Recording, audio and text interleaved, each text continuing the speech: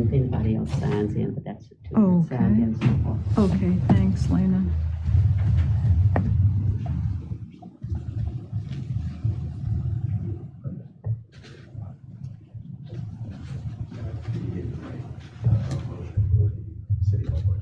Yes.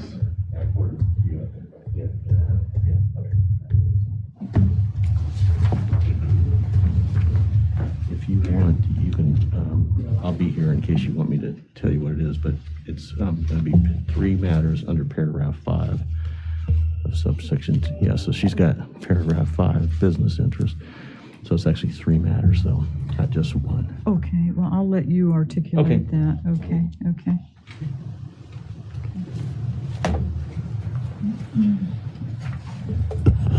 Okay, we'll go ahead and get started. I call to order the meeting of the Manassas Park Governing Body for March 2nd, 2021. Per the General Assembly's approval of the Governor's amendments to the biennial budget, the governing body may now meet electronically without a quorum actually assembled in a single location and without the in-person governing body members voting on the participation of those who are remoting in. The following benchmarks for the meeting this evening have been met. First, the governor has declared a state of emergency for the current COVID-19 pandemic in accordance with Code of Virginia. Second, the declared emergency makes it impractical or potentially unsafe for the governing body to assemble in a single location, and guidance from state and federal governments support this determination. Therefore, the governing body will be meeting with various members participating electronically through GoToMeeting. Third, the meeting is to discuss or transact the business statutorily required or necessary to continue operations of the governing body. Fourth, the governing body will make available a recording or transcript of the meeting on its website in accordance with Code of Virginia. Fifth, notice has been and will continue to be provided to the public using available methods. Lastly, we have made and will continue to make arrangements for public access through electronic means, including the ability to comment. Those participating electronically are Councilmember Hasib Javed and Vice Mayor Banks. Those participating in person are Councilmember Alana Mensing, Councilmember Yessi Amaya, Councilmember Laura Hampton, Councilmember Darrell Moore, and Mayor Jeanette Rischel. We have before us an agenda. Are there any additions or corrections to the agenda? Here, just that there's 3. Okay, we do have a closed session, so if a city attorney would go to the microphone and make that statement. There are 3 matters to be discussed in a closed meeting under paragraph 5 of subsection 2.2-3711A. Okay, thank you. Location of prospective business. Okay, thank you.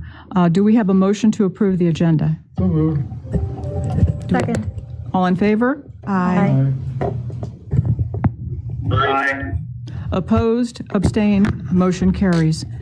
Please join us in a moment of silence and the pledge.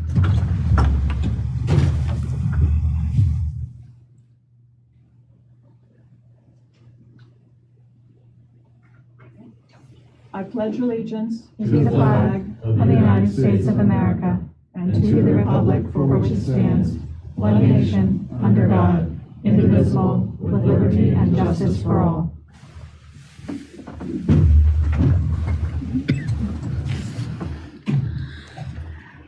Okay, we have public comment time coming up, and we have 2 individuals who are signed up. Mr. Mike Smith, do you want to come to the podium and state your name and address, sir? And we have a limit of 3 minutes. Yes, thank you, Dean. Good evening. My name is Michael Smith. I live at 102 Colfax Drive. And I have 3 questions for the city this evening. First one's easy, probably more directed to you gentlemen. It's on the matter of public safety. Around the holiday season, there was a string of car break-ins and thefts from parked cars in the community. A suspect was identified and a photo posted on social media. For the safety of the community, can you advise if the suspect had been apprehended? My second question relates to the Connor House. I understand the property has been sold to a developer. I also understand the city has been contacted by a company called History Movers, which specializes in moving and preserving historic structures. Can the council give any update on what is going to happen with this house? My third question relates to the abandoned and blighted homes on the old side of the city. By my count, there are roughly a dozen boarded up, abandoned, or trash hoarder homes. These homes are a threat to public safety, attract vermin and other nuisance animals, and in my opinion, affect everyone's property value by making our community appear less desirable. Starting with the house on Mosby, has it been determined if a tax sale will be possible? Or has a quote for the cost of demolition been obtained? What efforts are being made to strengthen code enforcement to prevent these kinds of problem houses from occurring in the future? And I brought a few photos of some of the houses which I would like to leave for the council. Thank you. That's all. Okay, thank you, sir. Thank you for your comments. Ms. Michelle Stubenbort is next. And I'm going to leave my stuff on if that's okay. I'm assuming you guys can hear me. I beg your pardon? I'm going to leave this on. Is it okay if you guys can Yes, hear if me? you could get closer to the microphone, we want the folks at home to be able to hear you too. Okay, Yeah. no problem whatsoever. I'm going to read what I wrote because I can't remember crap and it'll speak easier. So I'm bringing up the issue for the after-hours parking in front of mailboxes. There's been an increase in ticketing after hours for vehicles parking in front of mailboxes. This has only become an issue over the last several months. I'm asking for the city to quit ticketing vehicles that park in front of mailboxes unless they receive a complaint from the USPS trying to deliver the mail or from an impacted person such as the homeowner that owns the mailbox. This can be done by simply not ticketing or by formally changing parking code in Manassas Park. By ticketing homeowners after hours, parking is being limited even further. I don't recall this being an issue in the past, and honestly, had I not gotten a ticket, I probably wouldn't have even started this crusade, but I did get one, and I'm not really happy about it. Thank them, because they did take care of this one ticket for me, because it was my first time. As citizens of Manassas Park, we already pay the highest tax rate in Virginia, but it seems the city is looking for any avenue to continue to make us pay more and more. They also continue to approve residential development without any thought to the already limited parking we have. Manassas Park tries to sell the city as a great place to raise a family. However, they fail to realize that these families grow, kids get older, they start driving, and that does add more vehicles to family homes. So it is a great place to raise a family, I guess, until our kids become teenagers. So that's a little frustrating. In summary, I hope the city will take a second look at this. If they are not willing to change the parking code, then simply stop ticketing the homeowners for parking in front of the mailboxes after hours. Thank you. Thank you, ma'am. Okay, moving on to 3A, which is public feedback. We were seeking public feedback on the placement of a stop sign on the corner of Carondelet and Greenshire, what was the other? Williams, Williams Street. Okay. So I want to thank everybody who sent in their comments. We had 17 or 18 comments to come in, which is really a great number of comments. So I will go ahead and read them. Mr. and Mrs. Leo Mahoney, they reside on Arney Court. And their comment is Bloom's Crossing resident comment. We do not support spending city taxpayer money or wasting times and resources for a traffic study to place a new stop sign on Greenshire and Williams and Manassas Drive. Already too many stop signs and stop lights along Manassas Drive up to Route 28. For the past 20 years, we have lived beyond the aforementioned intersection, parentheses enclosed, towards former General Ridge Golf Course, parentheses closed, where the proposed stop sign is being considered, and in our humble opinion, excessive speed is not a systemic issue. Moreover, we have never heard of or seen an accident related to excessive speed at that intersection over the past 2 decades, albeit not 100% sure. Bottom line, we most definitely do not support or endorse another stop sign, stoplight, speed bump, etc. along Manassas Drive in the subdivision of Bloom's Crossing. Thank you for your consideration. Thank you, Mr. Mahoney. Next comment is from Ms. Dolly Matthews. I know you are having a meeting soon. The residents on Rosebud that park in front of the mailboxes and right up to the driveway make it extremely difficult to get out of the shared driveway. We have disputed my turning them into the police to have them moved and ticketed. I do not feel they should be allowed to park in front of mailboxes and block the street directly across from a driveway. We cannot back out. I also want to recommend another dog waste container on Carondelet in between Black Hawk and Digital. I also feel there should be assigned parking in overflow parking on Jessica Drive for the townhouses. When the snow emergency happened, everyone that normally parks on the street took up the parking for the residents that live near the overflow parking. The driveways only allow for one car. It is only fair that residents can at least have an assigned place to park another car without fear of not having a place to park, and leave the back parking lot open for visitors/overflow. If we are paying for stickers as residents to be able to park, we should have an assigned place. Thank you, Ms. Matthews. Next is Ms. Stacy Fleming. I live at 9212 William Street. I do not believe we should resolve a speeding problem by putting a stop sign in a low-traffic area. This increases pollution, noise, and provides just another opportunity to break the law. If a speeder is speeding, will they not just run the stop sign? Speeding happens in front of my house as well, as staff pre-COVID race to get to school in the morning. Does this mean we should put a stop sign at Bradley and William Street? No, of course not. Those racing down Manassas Drive are also running through the stop sign at Carondelet and Manassas Drive. What is the purpose of a stop sign? The stop sign is used to assist right-of-way at an intersection and to make sure that traffic flows smoothly and predictably. Will a stop sign reduce speeding in my neighborhood?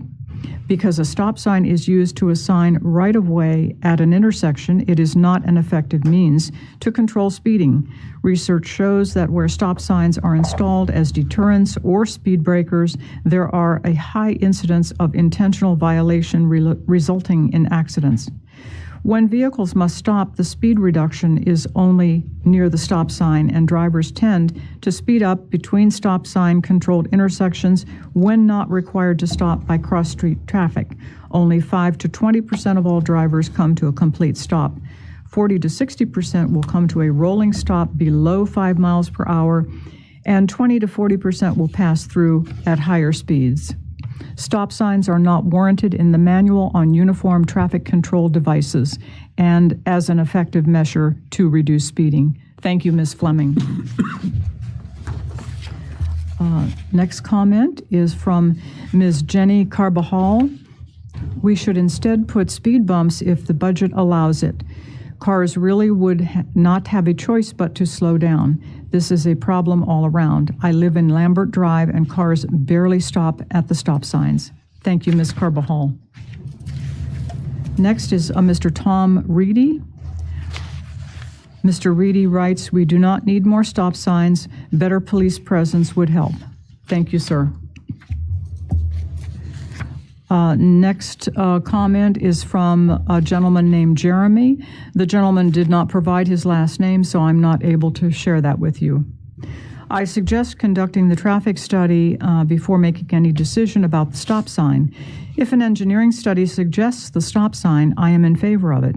If the study results do not show a need for a stop sign, then do not put one in. I think over 90% of people try to follow traffic laws. Why punish those that follow the law because of the actions of those who do not? Many people drive right through the existing stop sign on Manassas Drive in this location. Those same people will speed and drive through the new one. Please make a decision based on numbers and the results of the study, not just because. Thank you, Jeremy. Next comment is from Mr. Lonnie Johnson. Just wanted to submit that we oppose adding a stop sign to the intersection of Manassas Drive and Greenshire Drive, William Street. Stop signs never really solve the problem. Thank you, Mr. Johnson. The next comment is from Ms. Sarah Denholm, who resides on Manassas Drive. Ms. Denholm writes, I live on the poor, old, historic side, however you want to say it. What makes it more important to put a stop sign to stop speeders over on, as we call it, the rich side, cause their houses there cost way more than mine did. I have had the police at my house numerous times watching videos of how fast people are going, burning rubber on the street because they have no respect for anyone but themselves. One had the nerve to say the cops ain't gonna do nothing to them. Officer Bustle is the only one that I know that took so many tickets in one day he had to go back and get another ticket book. We later found out he had written over 60 tickets in one day. That is how bad we have speeders over here. That is just between Polk Street and just after the Evans Street. So yes, I want this to be addressed at the meeting on the 2nd. Thank you, Ms. Denholm. The next comment is from Ms. Michelle Hurd.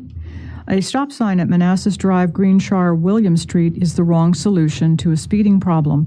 According to the Global Designing Cities Initiative, appropriate ways of calming traffic include lane narrowing, pinch points, mini roundabouts, gateway treatments, chicanes and lane shifts, speed bumps, tables or cushions, pavement materials and appearance, corner radii, buildings and trees.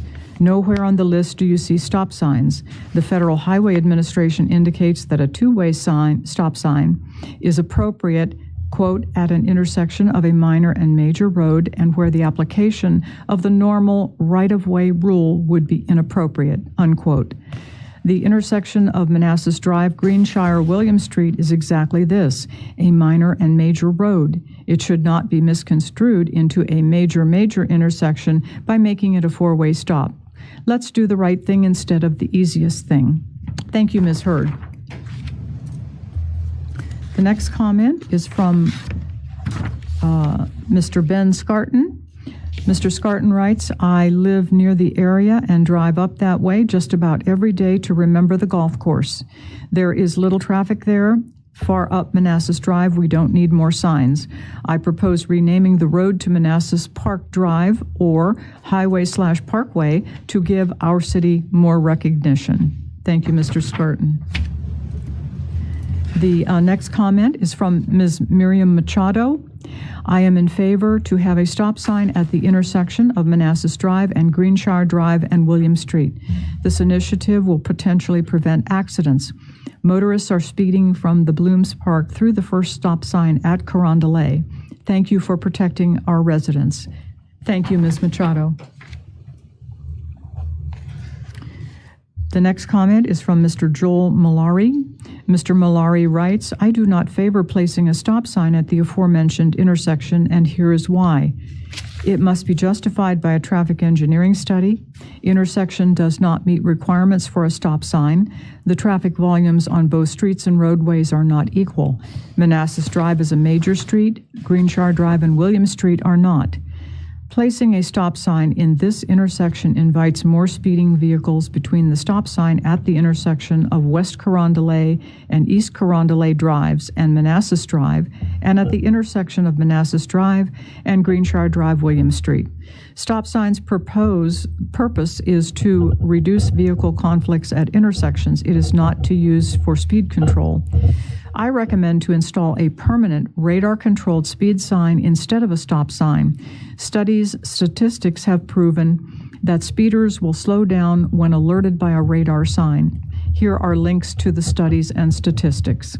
Please contact me if you have any questions. Thank you, Mr. Molari.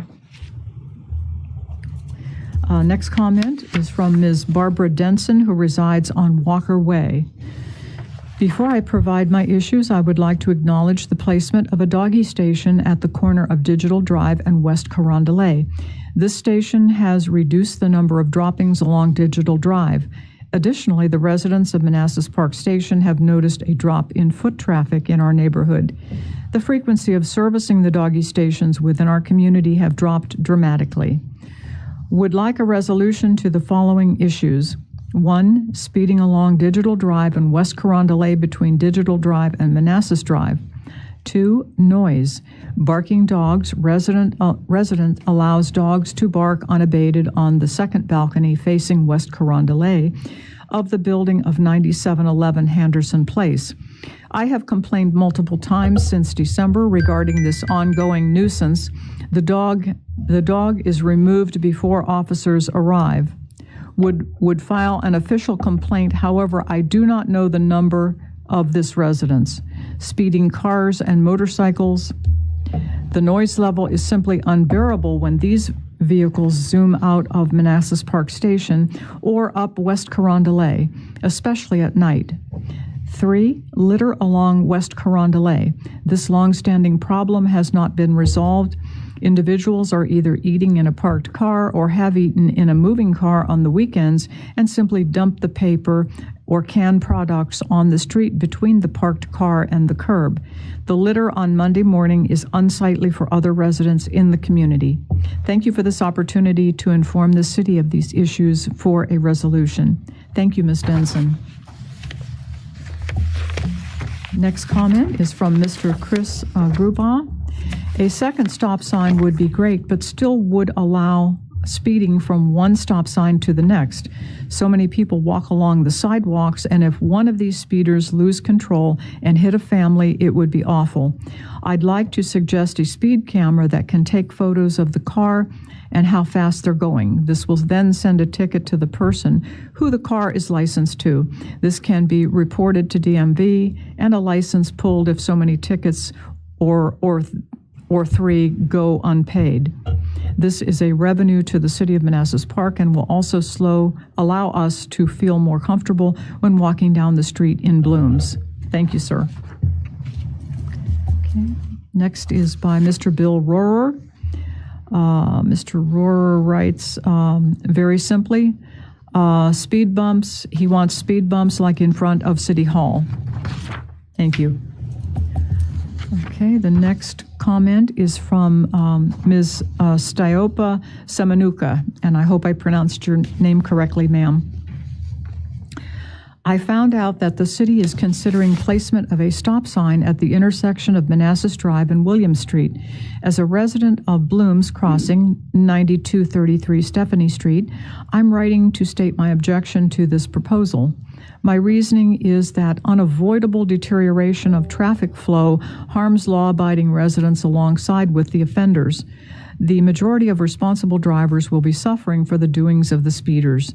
Currently, the area of Manassas is already crippled with unreasonably low speed limits of 25 miles an hour, to the extent that it's faster to drive to a store in Fairfax than it is than to its counterpart within our own city.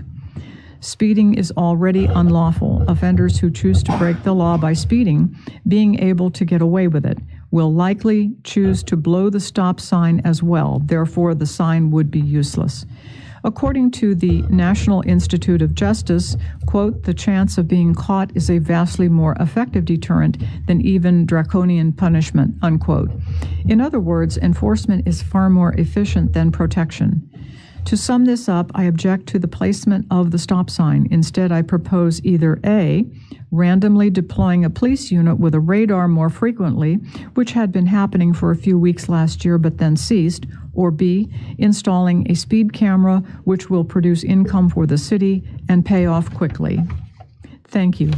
Thank you, ma'am. Okay, our next comment is from Mr. Mark Schuffler. Mr.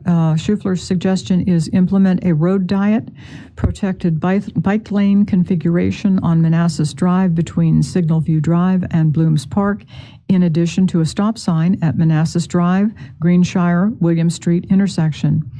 Benefits: reduce speeding along Manassas Drive between Signal View and Blooms Park, creates additional low-stress transportation infrastructure for Manassas Park Blooms Crossing residents, creates safe bike link between Signal Hill Park and Blooms Park, supports the National Capital Trail Network, helps induce electric bike usage, reduces vehicle miles traveled, provides part of a safe, non-motorized access network to city center entertainment area.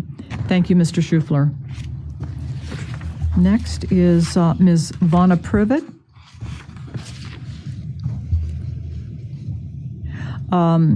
If you could please read this into the record when appropriate, the following.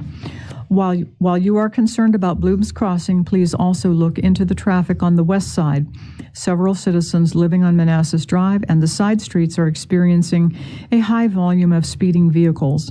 The vehicles travel anywhere from 30 to 50 miles per hour, going the fastest between Martin Drive and Courtney. I actually hear them revving their engines once they have the traffic light at Polk. By the time they get in front of the church, they have hit their higher speed.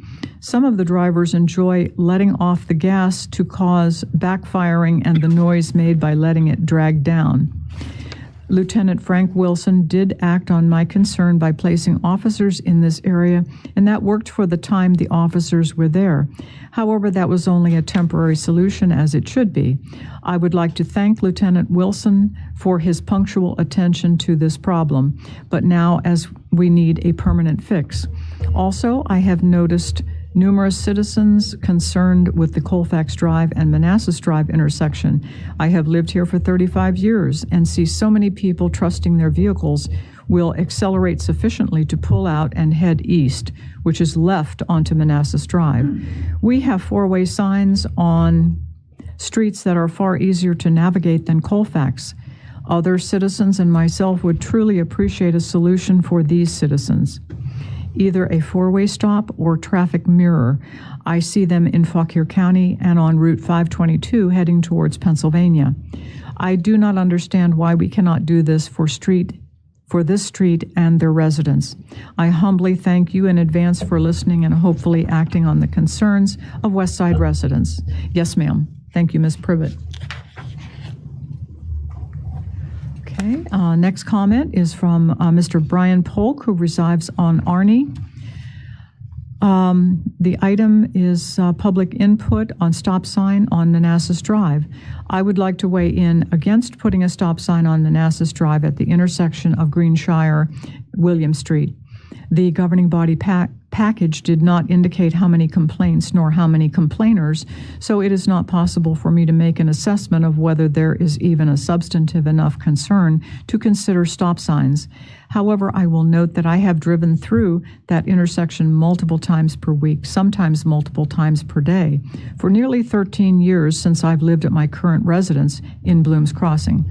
The simple truth is that there is rarely anything going on at that intersection that would suggest the need to put a stop sign.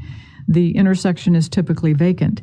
Traffic is extremely light, and pedestrians, when occasionally present within 100 yards of the intersection, are walking on the sidewalks on Manassas Drive. Stop signs should be used to ensure the ability of traffic to flow where there are points of congestion or the risk of accidents due to high traffic volumes. Neither is the case at that intersection. I would urge the governing body not to put a stop sign, and that would penalize law-abiding motorists by requiring yet another stop in traffic control heavy Northern Virginia. Motorists making their way east from Route 28 on Manassas Drive already navigate a 2-mile stretch of road that contains 4 traffic lights, a railroad crossing, a speed table, and a 4-way stop at Carondelet. Past that point, it's nice to get a breather from yet another traffic control device in the final leg of a daily commute. There is extremely light traffic after Carondelet. Stop signs are not necessary. That being said, more notably, there are no pedestrian crossings after Carondelet as one heads east. Perhaps that more than anything is the crux of the problem, of the concern. Pedestrians or dog walkers may struggle to traverse the 90-foot wide roadway before the next vehicle appears on the horizon, creating a sense that there is an issue. If anything, a crosswalk at that intersection would be more appropriate. But it should be done right, with light sensors embedded in the road to flash when the crosswalk is occupied, notifying oncoming motorists that someone is in the crosswalk so that they can slow down and yield the right of way. That will help with speed management if the concern is about traversing the road. But again, stop signs should not be used for purposes of stopping motorists where there are no traffic flow concerns. In a scenario of crosswalks with sensors and lights, motorists can travel unimpeded except when pedestrians are crossing. Thanks for the opportunity to provide input. Thank you, Brian.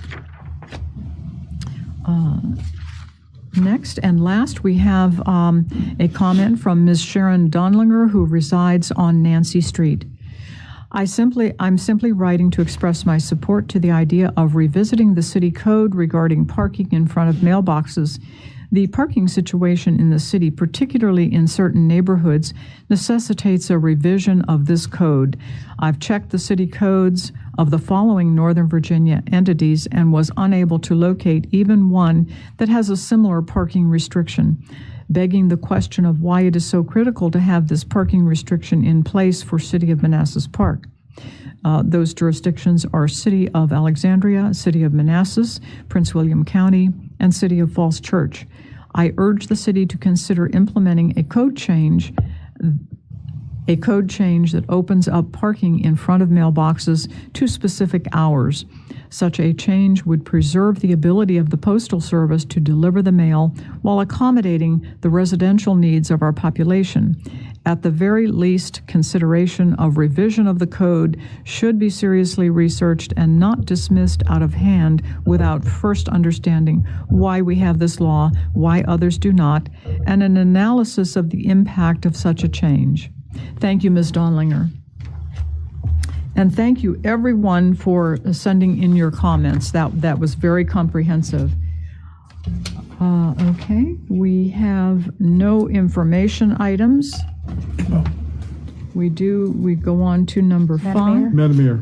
Oh, I beg your pardon? Yeah, I'd like to put one piece of information into the record on the Yes, public hearing. absolutely. Go ahead. Yeah, the Blooms Crossing Homeowners Association did a unofficial survey on their Facebook webpage, and I just wanted to report out the results for the stop sign there on Manassas Drive and Williams and Greenshire. There were 58 people who actually voted. 33 people voted no stop sign, or 57%, and 25 people voted yes, or 43%. Mm-hmm. And some of the comments were ones very similar that was read into the hearing tonight. But I did want to get the vote on our official record tonight. Okay, thank you. So that was 58 voted, 33 no, and 25 yes. Is that correct? That is correct, Mayor. Okay, that will go into the written record. Thank you. Okay, thank you. Thank you. Okay, so moving on, number 5, a member of our school community is the winner of the 2021 Martin Luther King Oratorical Contest. And this resolution will be recognizing Mr. Miles Lanier. Whereas the Dr. Martin Luther King Jr. Oratorical Competition and Program, hosted by the Prince William County Alumni Chapter Delta Sigma Theta Sorority Inc. for the past 30 years, was successful by all measures. And whereas more than 1,000 viewers tuned in to the YouTube premiere to watch Prince William area youth orators express their ideas and give a call to action based on the theme, quote, "Beyond the Dream, Young Voices with Something to Say," unquote. Whereas in complement to the virtual format, this year's audience was able to vote for their favorite orator via text. Based on the audience's voting participation, the 2021 Dr. King Oratorical Competition winner was Miles Lanier, Manassas Park High School. Miles is a 9th grader at Manassas Park High School. He is an honor roll student and participates in the junior varsity basketball team. He just made all district for choir. He is very interested in political science and is well respected by staff and peers.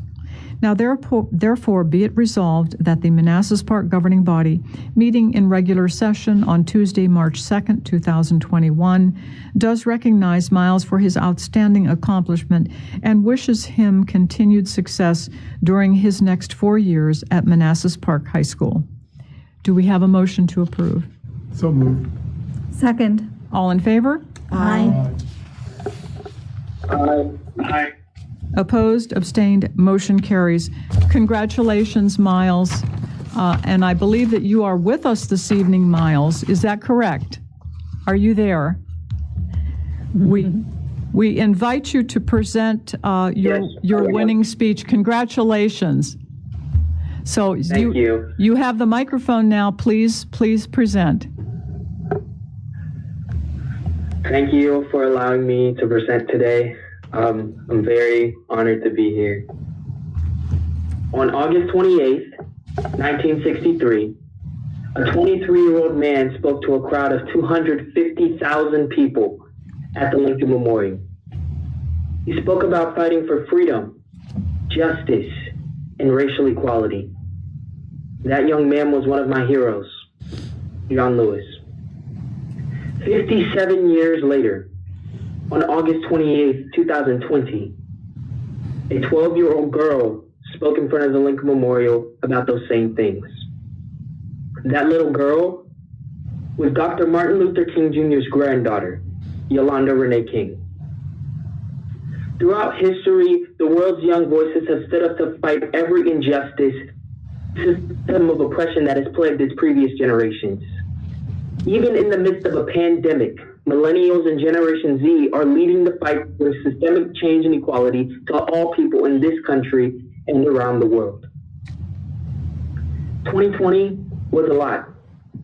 And I'm not just talking about us having to learn on Zoom instead of in school buildings or seniors graduating from their living rooms.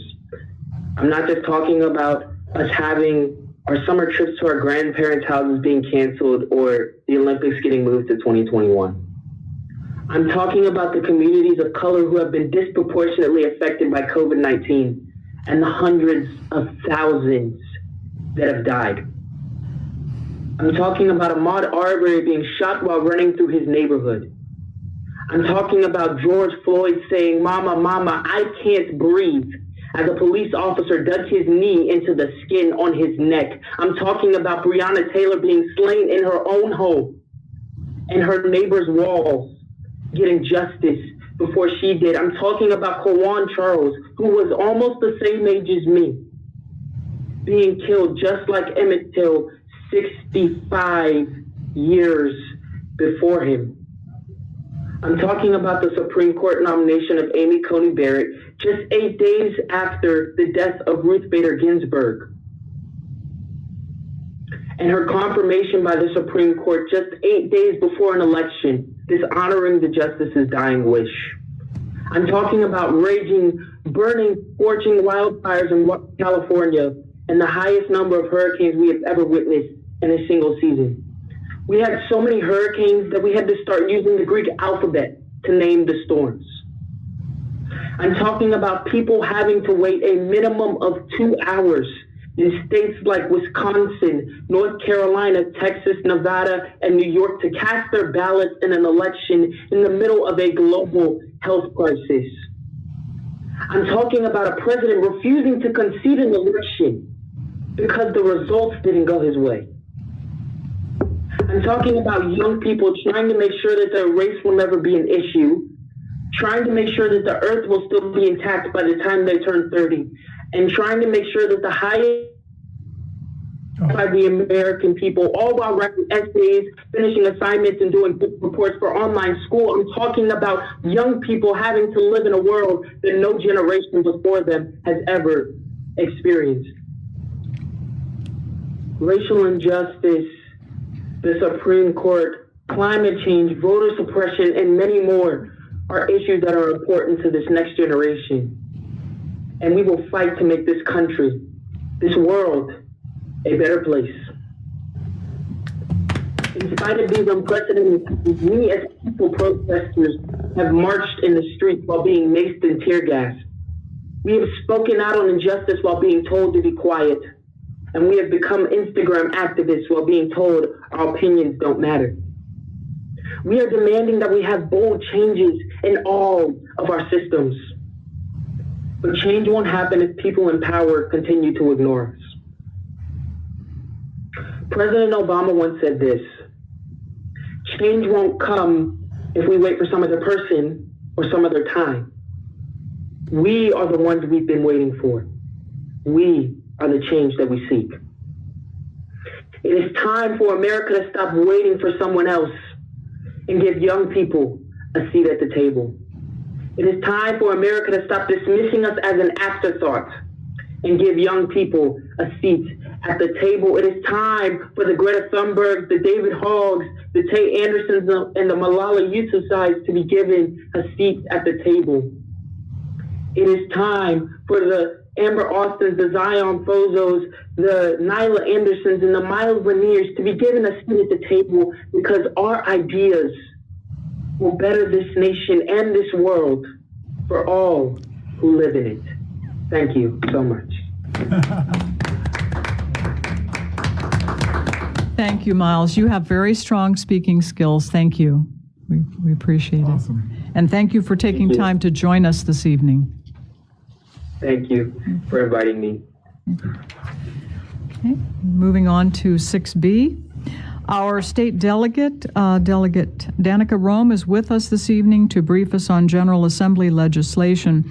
Delegate Rome carried legislation for the city in this session of the General Assembly, and it was very successful. So we very much appreciate the time that you're taking to be with us this evening, Delegate Rome. Welcome. Thank you so much, Madam Mayor. And to Miles, you are an absolutely incredible, not just public speaker, but writer as well and presenter. So congratulations on your award. It's so well deserved. And thank you so much for representing Manassas Park in the 13th District so well. So congratulations to you. And so with that, Madam Mayor, I'm going to go into presentation mode here. So that I can present the PowerPoint that I have along with this. I'm assuming you all can see the screen at this point? Yes. Wonderful. Madam Mayor, I'm ready to proceed when you are. Yes, please proceed. Thank you. Thank you so much. Well, so first off, everyone, thank you so much for having me back. You know, it's always good to brief the council. For those at home, my name is Danica Rome. I live right off Manassas Drive. I live 30 seconds outside of the city of Manassas Park, at the Prince William County portion of Manassas that is right off Manassas Drive. I'm over at the Elms at Single Hill Station. So, you know, I can literally see y'all driving down Manassas Drive right now out my window.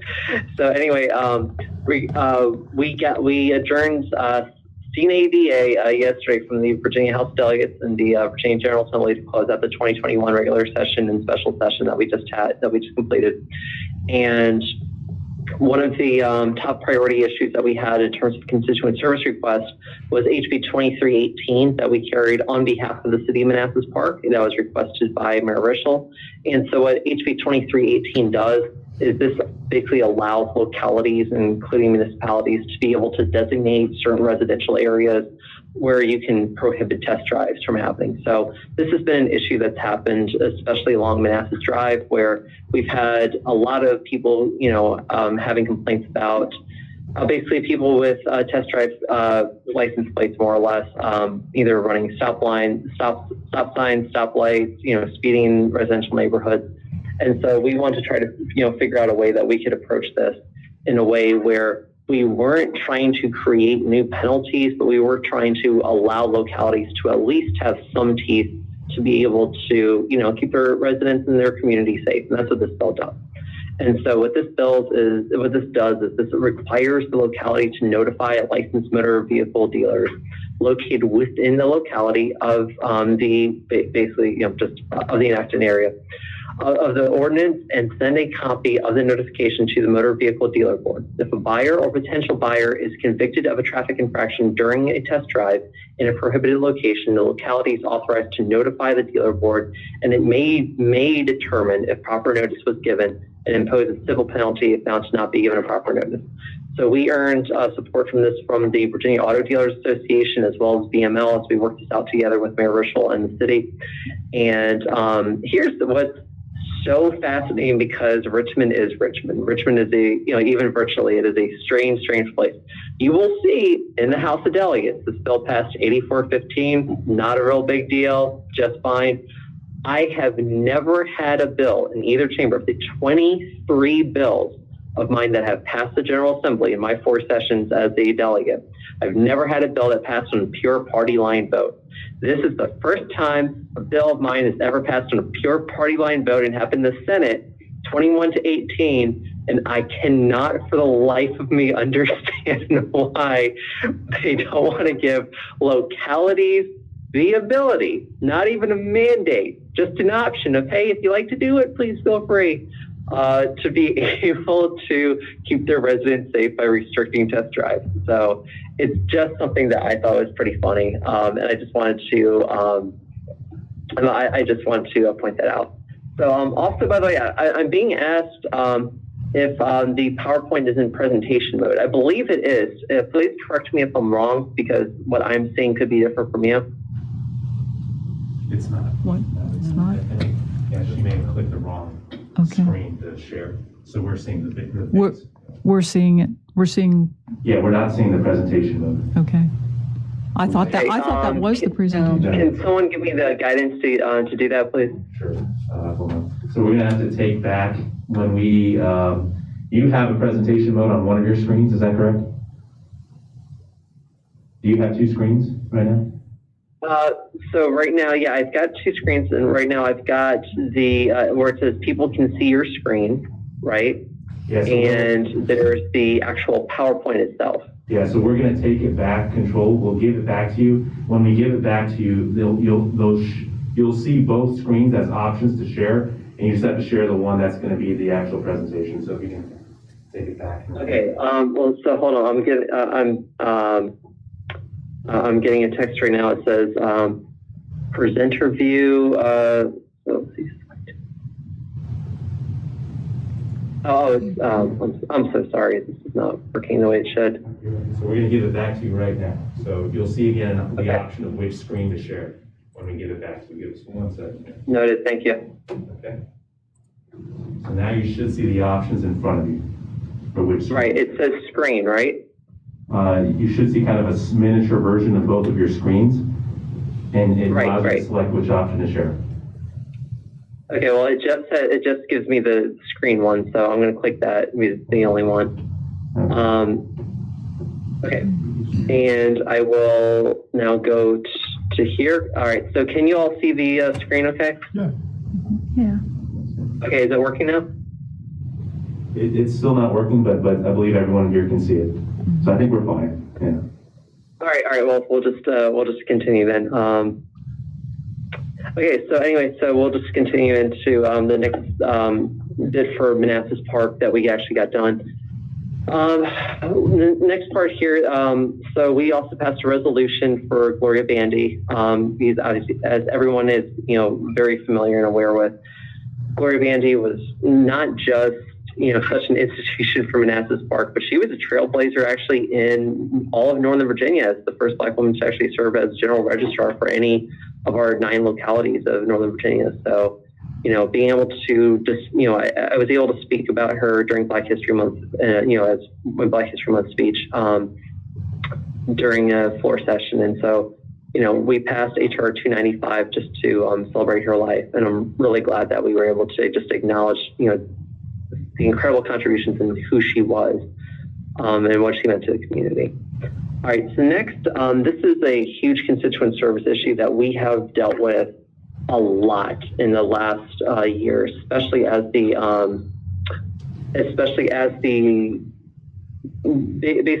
pandemic started. We really started dealing a lot with what was it? So basically DMV issues. So it was unemployment claims and DMV issues. These were the 2 biggest things by far. And what we end up seeing here is that we in the budget language last year, we passed a bill, we passed in the budget language authorizing the DMV commissioner to have certain extra powers during declared states of emergency to more or less allow people to turn in their paperwork and to, have more time to complete, basically their different applications than they otherwise normally would. And that's a power that would extend for 90 days beyond the declared state of emergency. And so we were able to codify that this year so that now we can prevent a lot of the problems that we would be having from actually happening in the future during a future state of emergency. And so if you had any constituents who are having problems accessing, the DMV website, getting certain documents from there, this is entirely meant to clear that up. All right, so on to the next part here. HB 1898. This is a request from the town of Haymarket, so I'll be super brief on this. Just to let you all know what your other municipalities in Greater Prince William were requesting. They just basically wanted town council and elected town council, elected town mayors to be able to serve on the Board of Zoning Appeals for the county government. So I affectionately refer to this as Joe's Law. so that Joe Passanello from the Haymarket Town Council would be able to serve on the Prince William Board of Zoning Appeals. We were able to clear that up in the code so that town elected officials can do that. Next, so this is HB 2135. This is one of my two school meals bills for the year. This is a big one. This is really good. This basically requires eligible schools to participate in the federal after-school meals program. What we found is that up to more than 900 schools across the Commonwealth that are actually eligible to participate, and these are high need areas, especially, that only 30% of them were. And what's interesting here for Manassas Park is that Manassas Park City Schools already has after-school programs that the after-school meal program would complement well while providing meals to students with high levels of need. And the Manassas Park Community Center could qualify as a great at-risk location that Manassas Park City Schools could actually partner with. So it's a great bill that's going to guarantee a lot more free meals are being provided to kids, and it doesn't really come with much of an extra cost for localities because this is free money coming in from the federal government. So we're like, please take this money. So that's really kind of the end all be all with it. So the next part is for HB 2132. This is actually a request that came directly from one of my Manassas Park constituents. He's 15 years old. Last summer when he emailed me, he's out. He attends Manassas Park High School, and he asked me to put in a bill to ban the gay and trans panic defense. As a trans woman myself, obviously, I'm extremely familiar with this, but the long story short of it is what will happen is someone will blame someone because of their sexual orientation, gender identity, sex, or gender. They will say that that person's identifier is the reason and excuse for assaulting or killing that person. This was made most famous in the aftermath of Matthew Shepard murder in 1998 when I was a freshman in high school. As a closeted freshman at that, it was terrifying. And then 4 years later, as a freshman in college, when Gwen Arahu was killed as well, and that defense was used once again. We found in our research that it was used, that we were able to document in committee 8 times, and we even mentioned the 9th time that it happened in Virginia. And it's happened hundreds of times throughout the country, but just in Virginia alone, you've seen people who, have killed and horribly maimed other Virginians, basically get their sentences reduced or exonerated altogether, and we're saying that's not okay. So Virginia is now on its way to becoming the 13th state nationwide, along with the District of Columbia, to actually enact this, which is wonderful for our constituents in particular, and especially I think the message that I hope this bill in particular sends to our student constituents is that your voice matters, just as we were hearing from Miles when he was speaking. I want people to see this as a product of student activism, and the fact that right now we are on our way in Washington, D.C. to replace that bust of Robert E. Lee that represents Virginia with Barbara Johns. What better symbol of student activism could we possibly, present to the country than to recognize and acknowledge Barbara Johns, who helped pave the way for, Brown versus Board of Education.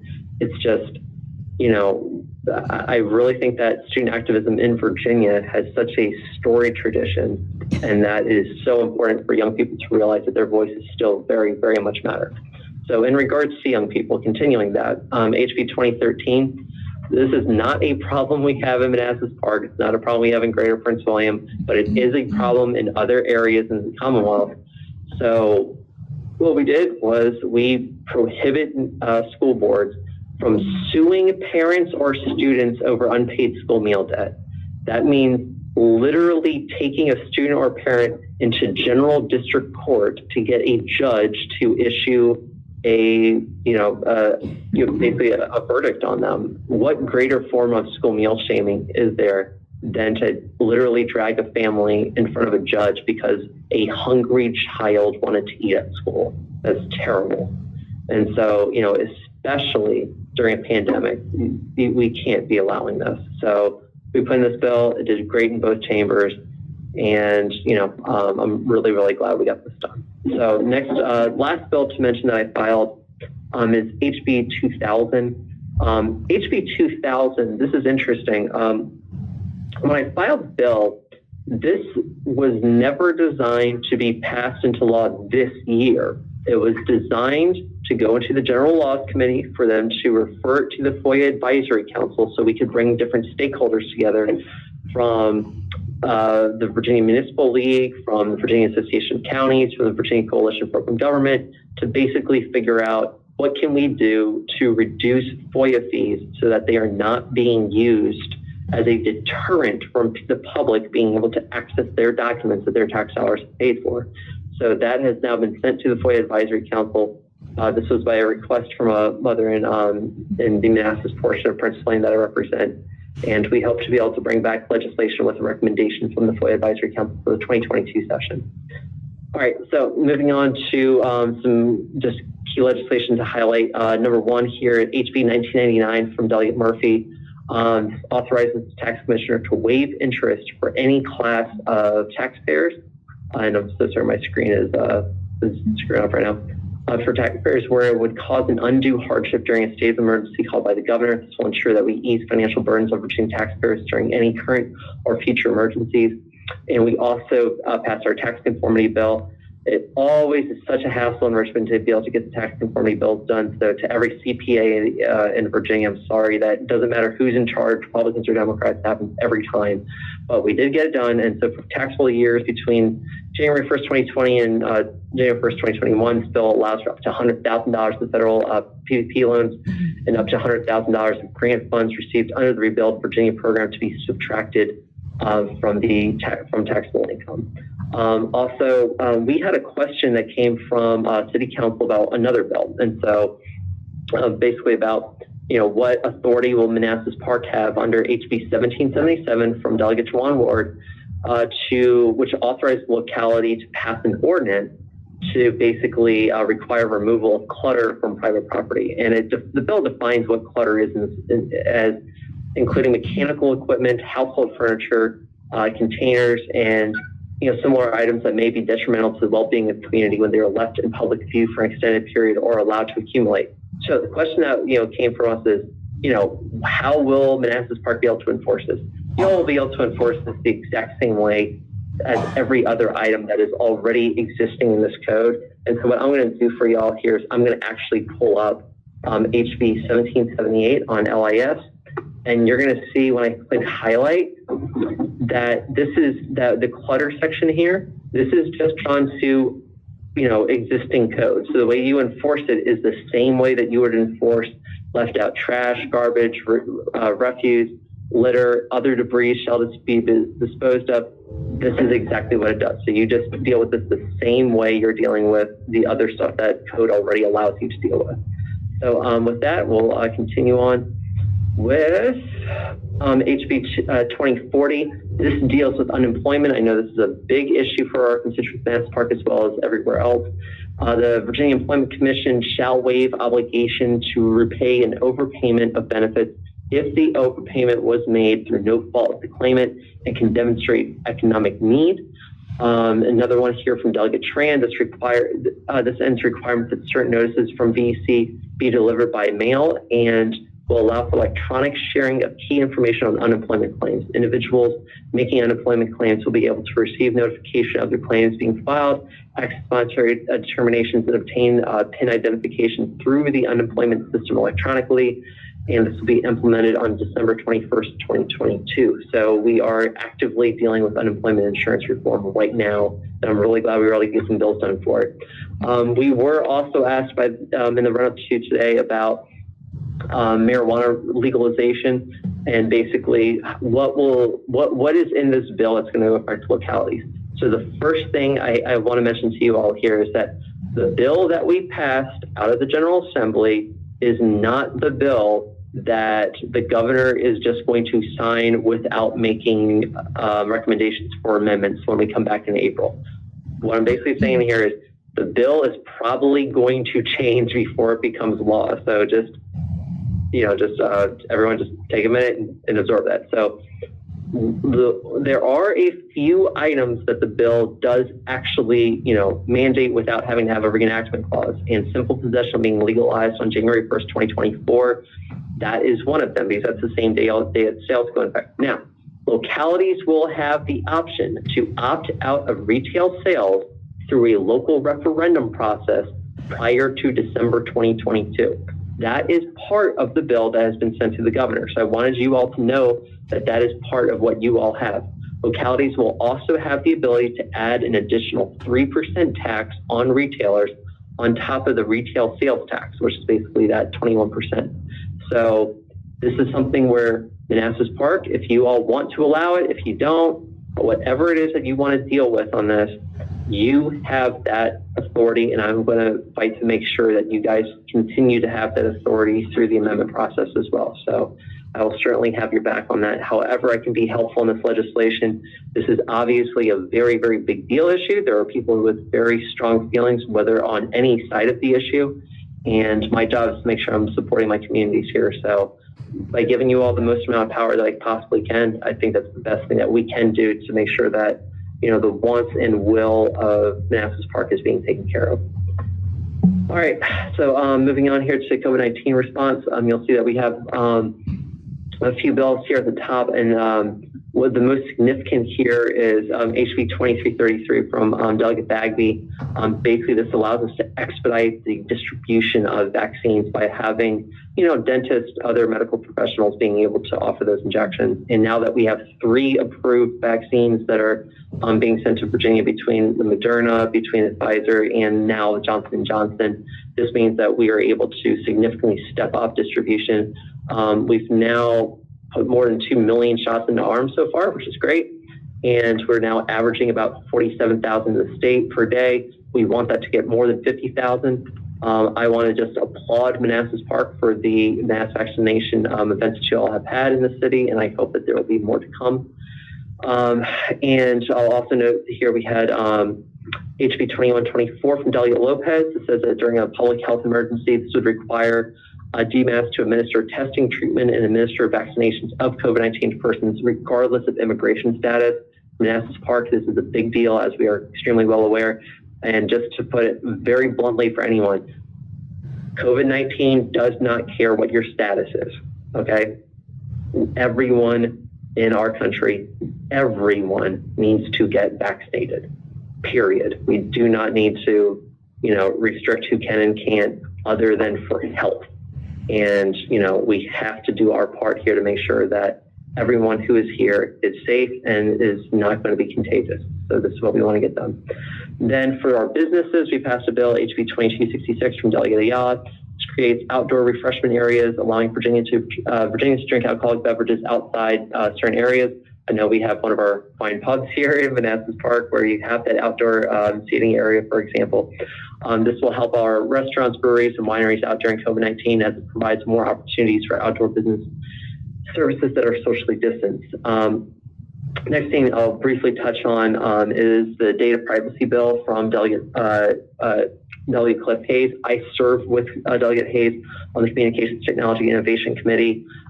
Basically, we are now one of only 2 states in the country that actually has significant data privacy laws regarding, how our information is used and shared on the internet, California being the other one. So it's about time that Virginia was able to take some leadership on this. I'm happy we got it done. Okay, next we've got some issues here dealing with renter-landlord agreements, and you'll see from Delegate Price a couple bills as well as one from Senator Evan. So the first one, this makes permanent changes to the Virginia Residential Landlord and Tenant Act. This would increase the window of time that a tenant may have after providing notice of non-payment for rent that a landlord can terminate rental agreement. It gives tenants more time to fix their financial situation or find other living options before facing eviction. So I just want to highlight that, yes, we did a lot of stuff that basically protects renters. And this is something here that is obviously important for this whole corridor of Manassas Drive that I live along.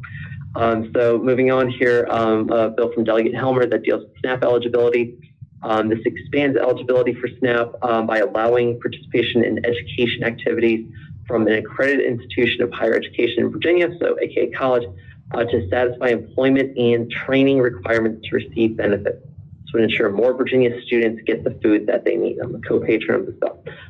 You'll also see that the G3 program from House Speaker Eileen Phillicorn and Majority Leader of the Senate, Dick Saslaw.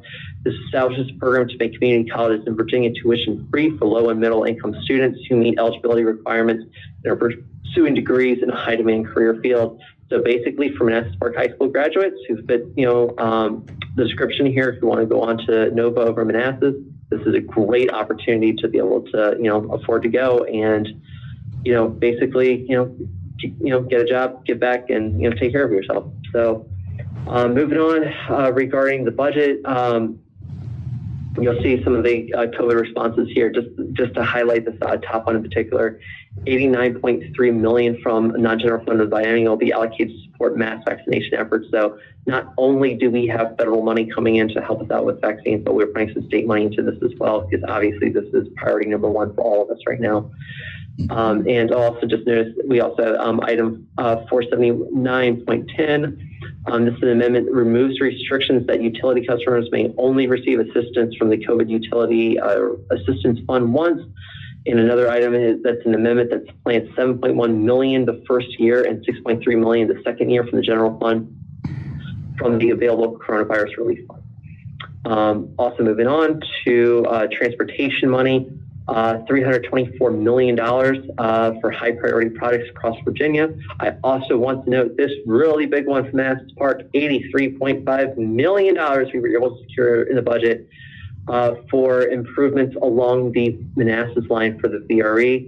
And that tentatively should include basically having that third track between Manassas Park and the Broad Run station, so that, basically what's going to happen here, and I know for Councilmember Banks, who writes the VRE, that this is of particular interest.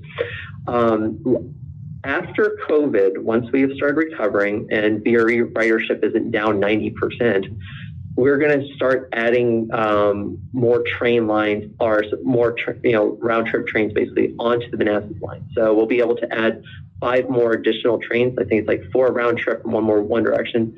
This will allow us to also have night service, which has been a big thing for VRE that we've wanted for a long time. And we're going to get 3 weekend service train routes as well. So this is a really, really, really big deal for us. That was part of HB 1414 that we passed last year, but this is also going to make sure that the $83.5 million is going to make sure that we are really taking care of VRE as soon as, we are past COVID and we can get ridership back up and running again. All right, so just want to briefly go over some of these last points before turning over for questions here. You'll see we have more unemployment relief that's in the budget as well, including from Delegate Hudson. The budget contains $18.9 million in the second year in terms of one-time funding for the Commission to forgive no-fault overpayments of unemployment insurance benefits. It covers forgiven amounts of general funds rather than increasing employer unemployment insurance taxes. And you'll see we dealt with utility debt forgiveness. We did it with TANF payments by increasing payments up by 10%. It includes language to increase payments until equivalent of 50% of federal poverty level. Regarding constituent services, if you or anyone that needs help, especially regarding getting the vaccine right now, we have the 2 numbers up here for the Virginia Department of Health's vaccine call center, as well as the Prince William Health Department call center as well. So that's 877-275-8343 for the state and 703-872-7759 for the Prince William Health Department. And you can see on the link here, you can also please feel free to sign up for our newsletter. We have our weekly newsletter. We have now sent out 50 weeks in a row. Actually, we took off like 1 for like Christmas and New Year's, I think. But we've been doing this COVID-19 update, newsletter every weekend for the last year. So please sign on up.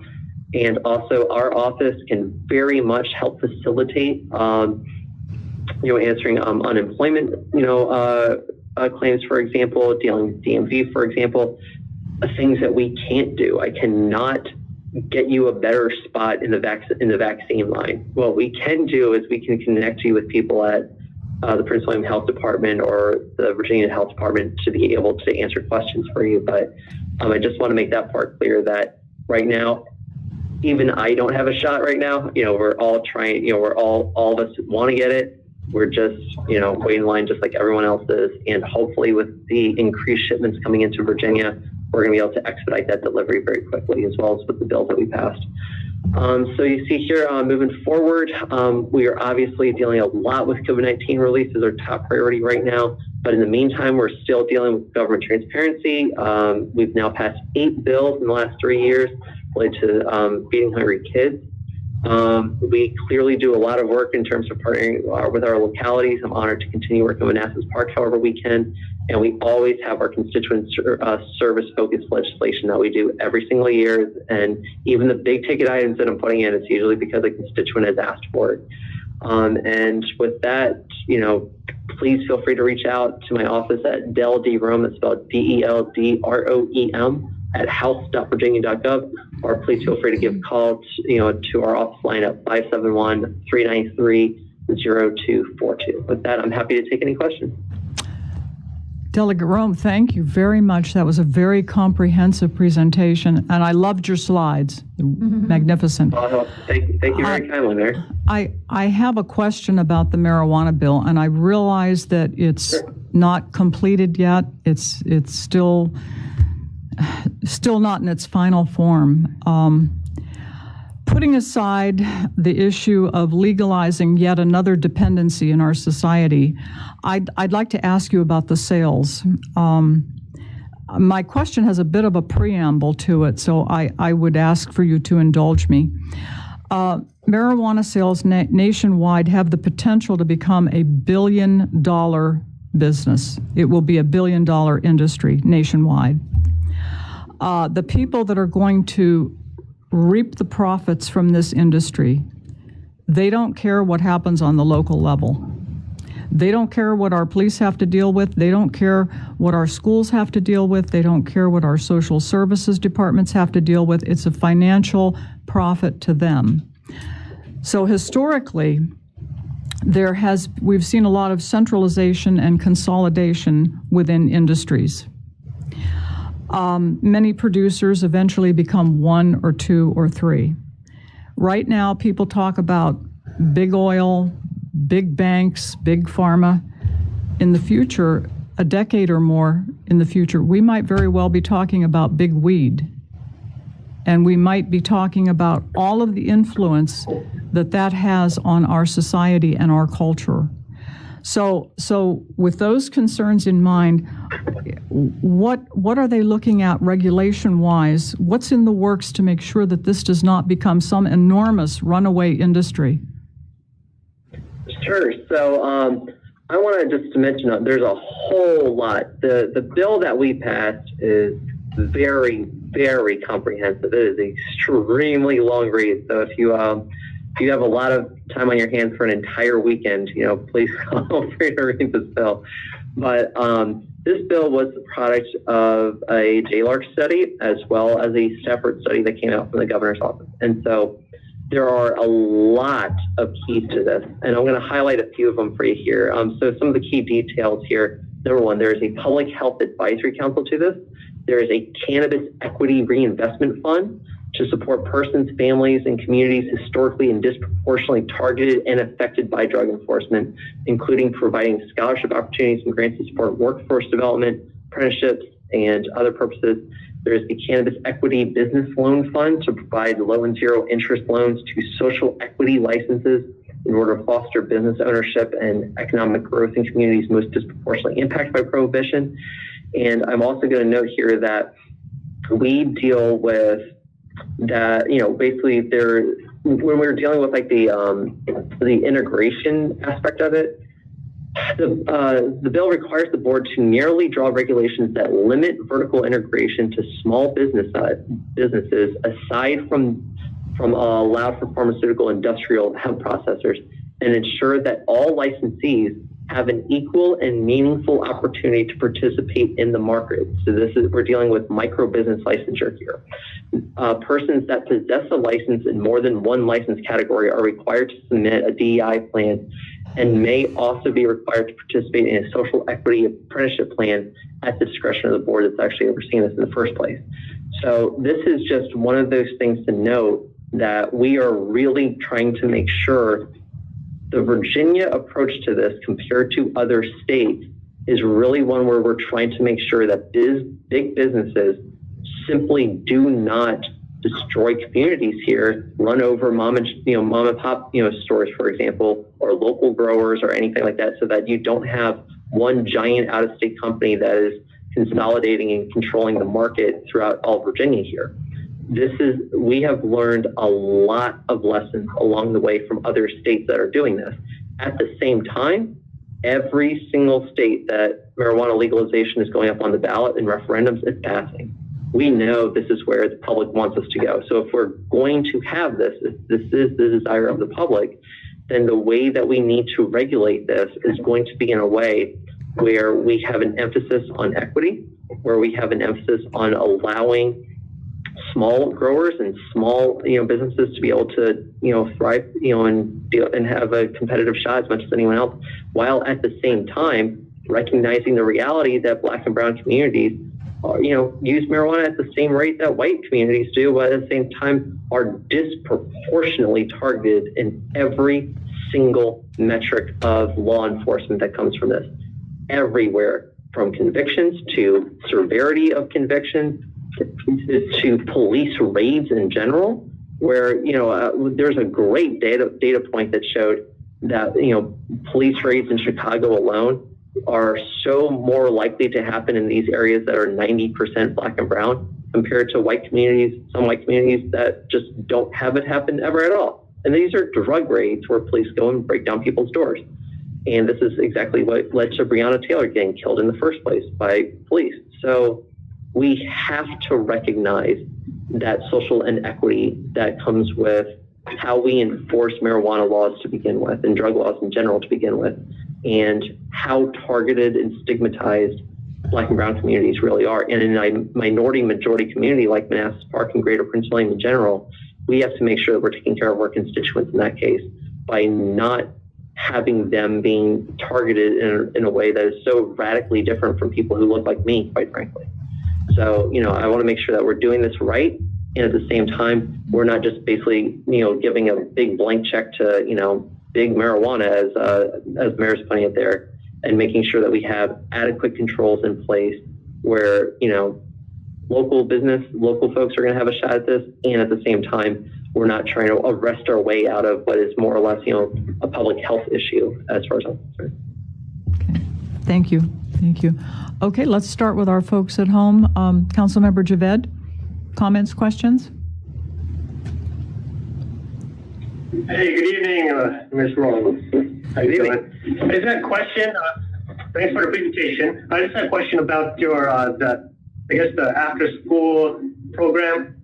It's a great initiative. I'm just curious if the schools would have to budget this into their, budgeting now for extra expenses that comes up with this.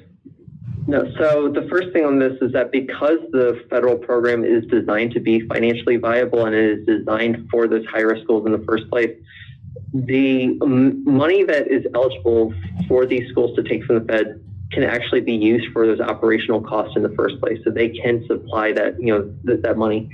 If there is going to be a financial burden or a financial cost on this, it's going to be so comparatively little compared to the amount of money that is on the table from the federal government, that what we have done in the bill is we included a waiver. And then we said that if a locality can, or, the local school board basically can show that it is not financially viable for them to participate, they can get a waiver from the Virginia Department of Education to not participate.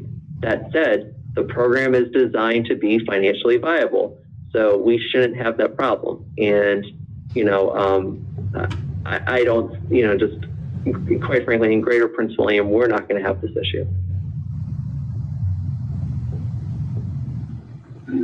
Thank you. That was my only question. Thanks, Councilman. Thank you. Vice Mayor Banks?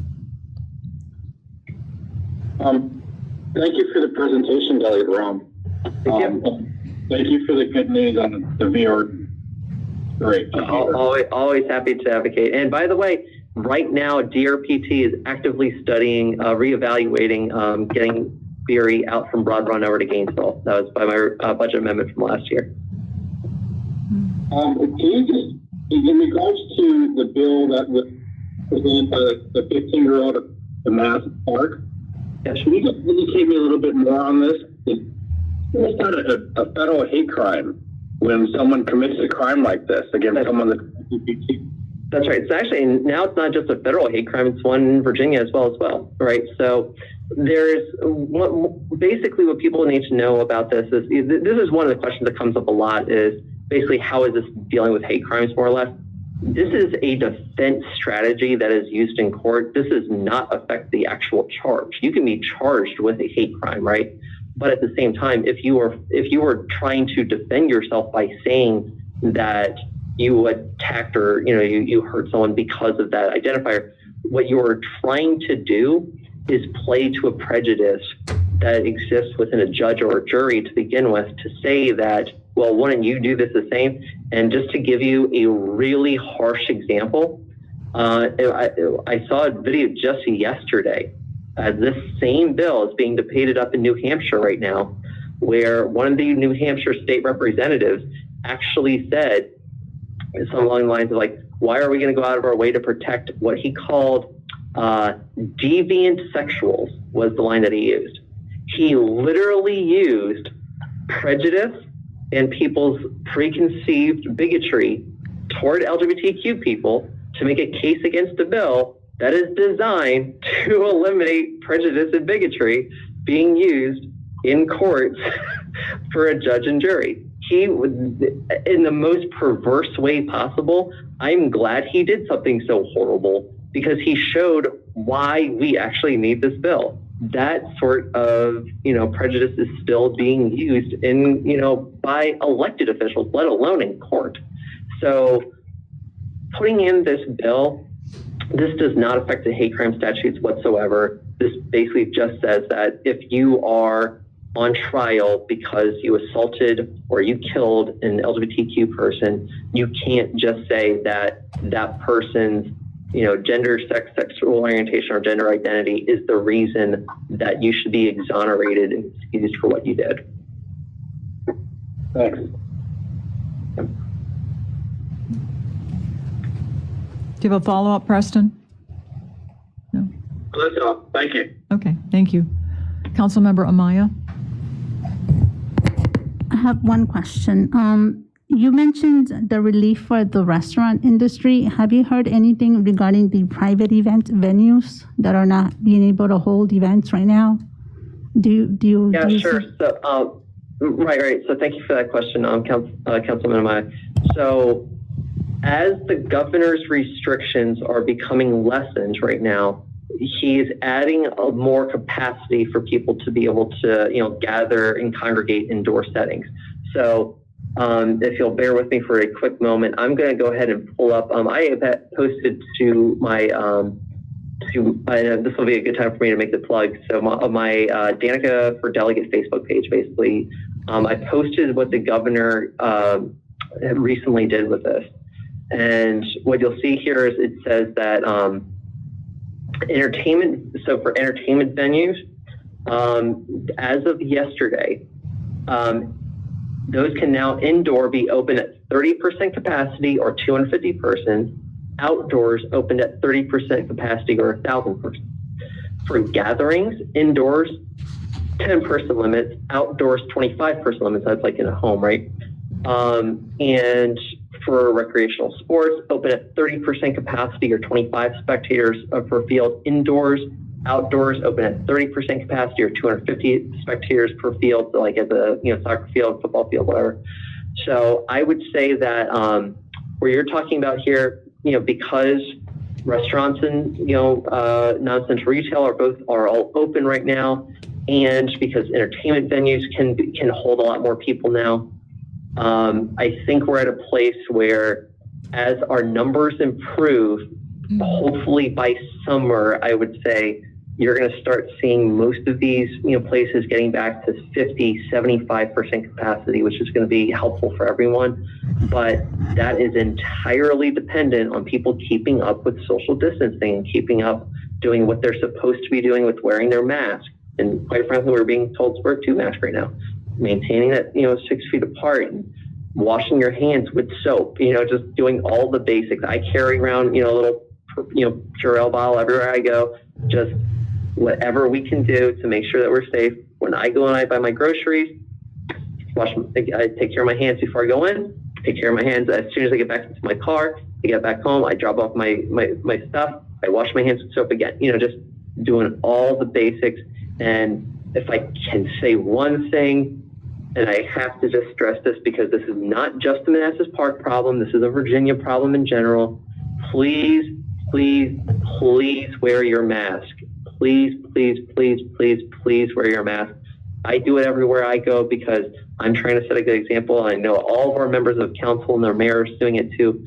Please, please, please wear your mask. It's so, so, so important. Okay, thank you. Okay. Councilmember Moore? Sure.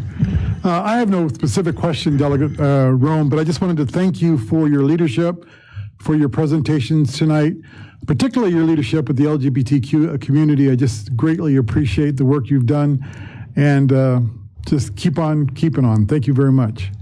Well, thank you, thank you so much, Councilmember Moore. And I was thinking of you and your husband as, I was presenting this bill, and I was thinking of so many of my constituents just throughout, the 13th district, where I can name, couples, LGBTQ couples in all 4 of the communities I represent, Haymarket, Gainesville, Manassas, Mass Park, because I know y'all personally. These are, these are friends. And to me, it's just the fact that a 15-year-old in Manassas Park has to live with the same fear in 2021 that I did in 1998 when I was 14 years old after Matthew was killed. And I was talking to a reporter earlier today, actually, who's 29, who was relatively young when Matthew was killed. But Daryl, you and I remember it so, so viscerally. His mother, Judy Shepard, testified for this bill in the House and the Senate. Not a single person tried to rebut her testimony. Not a single person who voted against this bill started lobbying, how do you tell Judy Shepard that she's wrong on this? Right. You don't. You just don't. And, this is basic. We can, the last thing I want to say on this is we can argue values all day when it comes to LGBTQ stuff, and obviously the General Assembly, we're very inclusive. We are welcoming, and we're passing a lot of good bills right now, whereas we used to not. But when it comes to making sure your constituents aren't getting murdered and maimed, we should all be on the same page. This should not have been a partisan fight that it was, where I got 4 Republican votes in the House and 3 in the Senate. This should have been unanimous. In Colorado, this passed with 1 dissenting vote. I want us to get to a place where we value all of our constituents because of who they are, not despite it. Hear, hear. Good job. You done? Councilmember Mensing? No, all my questions have been answered. I just want to say thank you for your work for us, Delegate Rome. Well, thank you very, very kindly, Alana. And by the way, Alana, I know you and I have talked about Medicaid expansion on multiple occasions before, and so I wanted to give you all a very quick update, just because your mere presence reminded me of this. So just yesterday, DMAS refreshed their enrollment data for Medicaid expansion. And I will tell you right now that in Manassas Park, we have now enrolled 815 of your constituents and mine among the 528,718 Virginians who are now enrolled in Medicaid expansion. But I want to mention one thing. That's great that we've gotten that 815 enrolled so far. That's really important.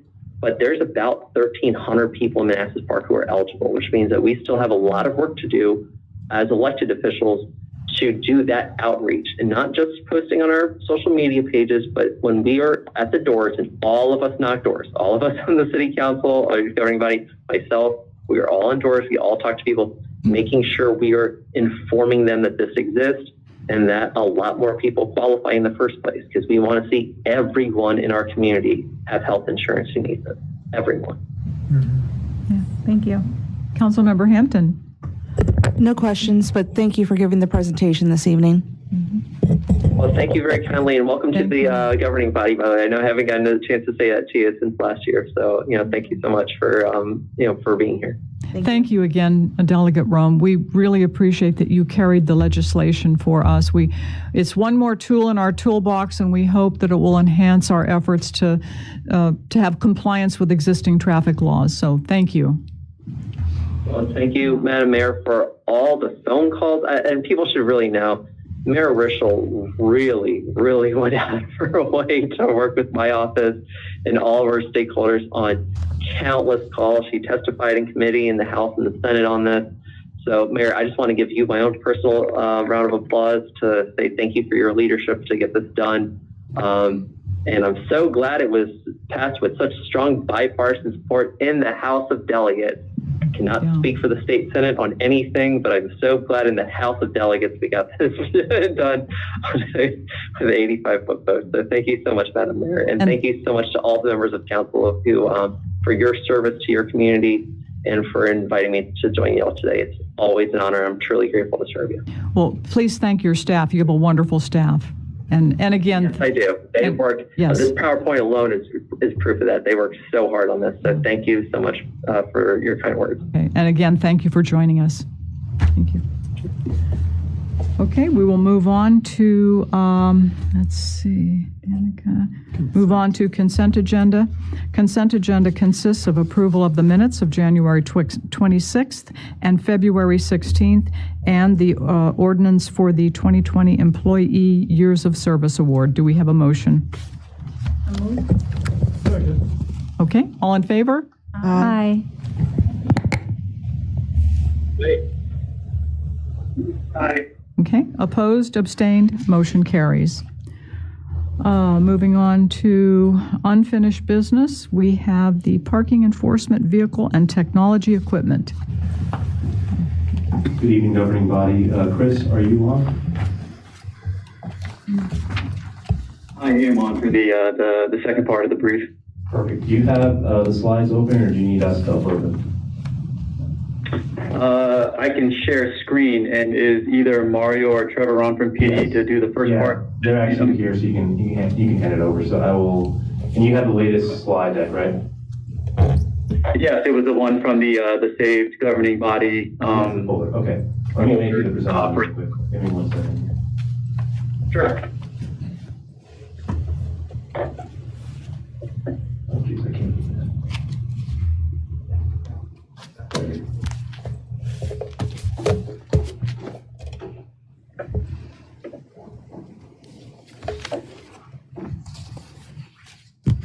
Chris, you should have it. Perfect. Yep, let me know when you can see my screen at least. Yeah, we can. All right, and it was from this governing packet right here, so I just want to make sure that I was in the right agenda. So, all right, I will leave this in here, and I don't know, whenever is it Mario that's going to be briefing? I can go ahead to the first slide. Let me know when to click over. Sure. Can you put in presentation mode? Yeah. There we go. Thank you, Chris. Yep. Good evening, everybody.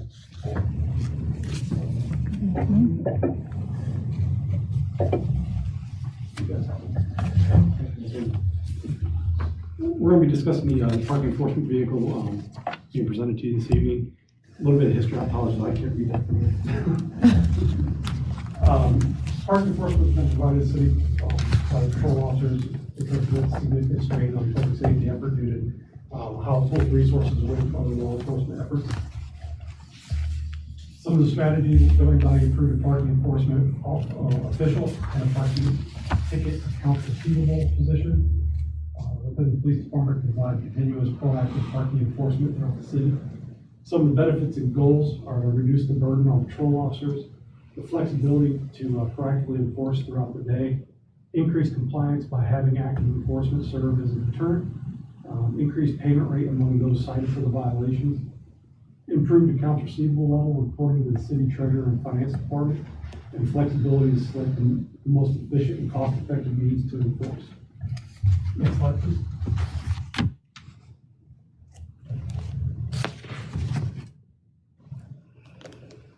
By seeking out the best technology available to leverage for parking enforcement, the city has been able to enabling the parking officials to be as efficient and effective as possible to achieve the desired goal for the program, which increases compliance along with the payment rate. The 2-year average of 3,937 violations issued per year, and the payment rate over a 2-year average is 46%. Some of the technology: automatic license plate recognition provided by AutoView, includes all the hardware such as cameras, laptop, vehicle mounts, managed services for the software, along with the 4-year extended warranty, which provides a total of 5 years of warranty.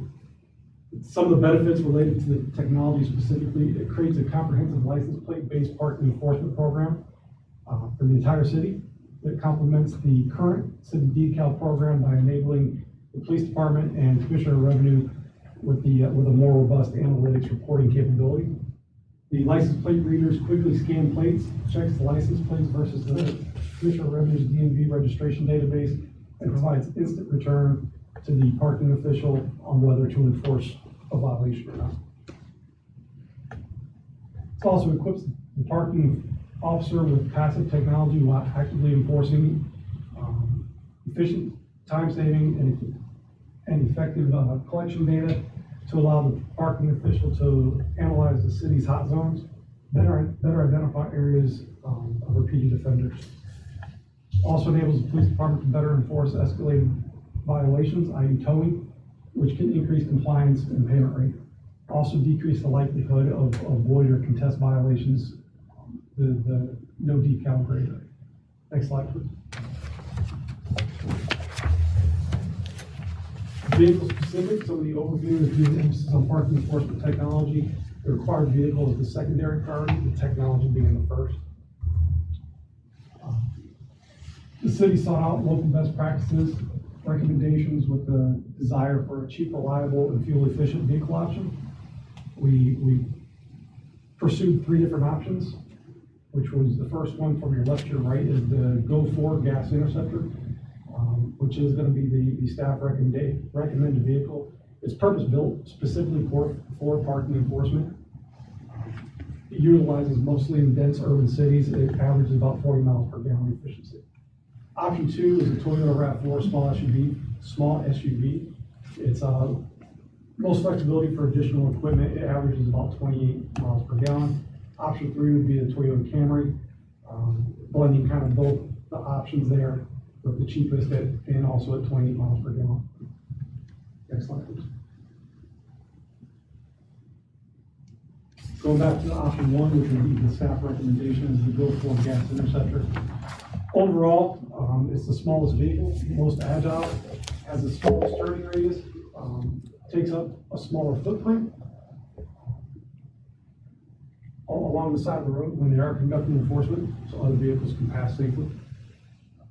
Takes up less roadway in city streets. Wheelbase of this vehicle, the width is 54 inches versus the Camry at 72.5 and the RAV4 at 73.5. Better suited for tighter areas in the city, such as cul-de-sacs, parking lots, etc. Also has a smaller turning radius of 9 to 18 feet versus the Camry at 18.5 to 19.5 and the RAV4 at 18 to 18.5. Some of the other options with the Go4 is equipped with a sliding door on both sides of the vehicle, enhancing the safety for the operator, where they can get out of the vehicle to the curbside versus stepping out into traffic. The Go4 gets up to 40 miles per gallon, governed at 40 to 45 miles per hour, which is more than enough in the city with a maximum speed limit of 35 miles an hour. Go4 complies with all U.S. Department of Transportation motor vehicle safety standards, as an auto cycle, as well as the EPA and CARB standards. Next slide, please.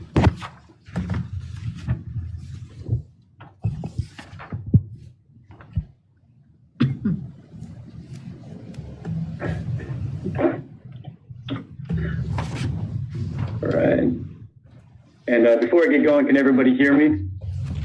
Yes.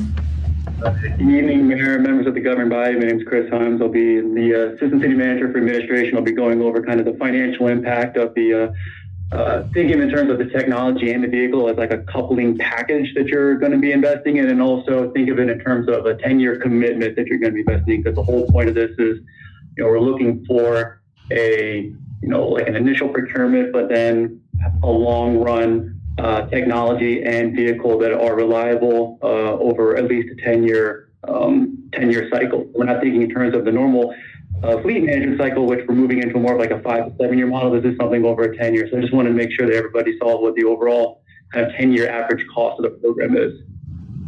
So as you can see, the ALPR technology comes as a package, and I'm sure it's not included in the governing body. Excuse me, Chris. Breakdown of what's included in that, but think of it in terms of all hardware, software, the warranty, and then some of the software long-term support that you're getting, as well as the initial implementation and some of the build out of technology package. That's really the meat and potatoes of procurement overall for year one. So we're looking at this to start in FY22.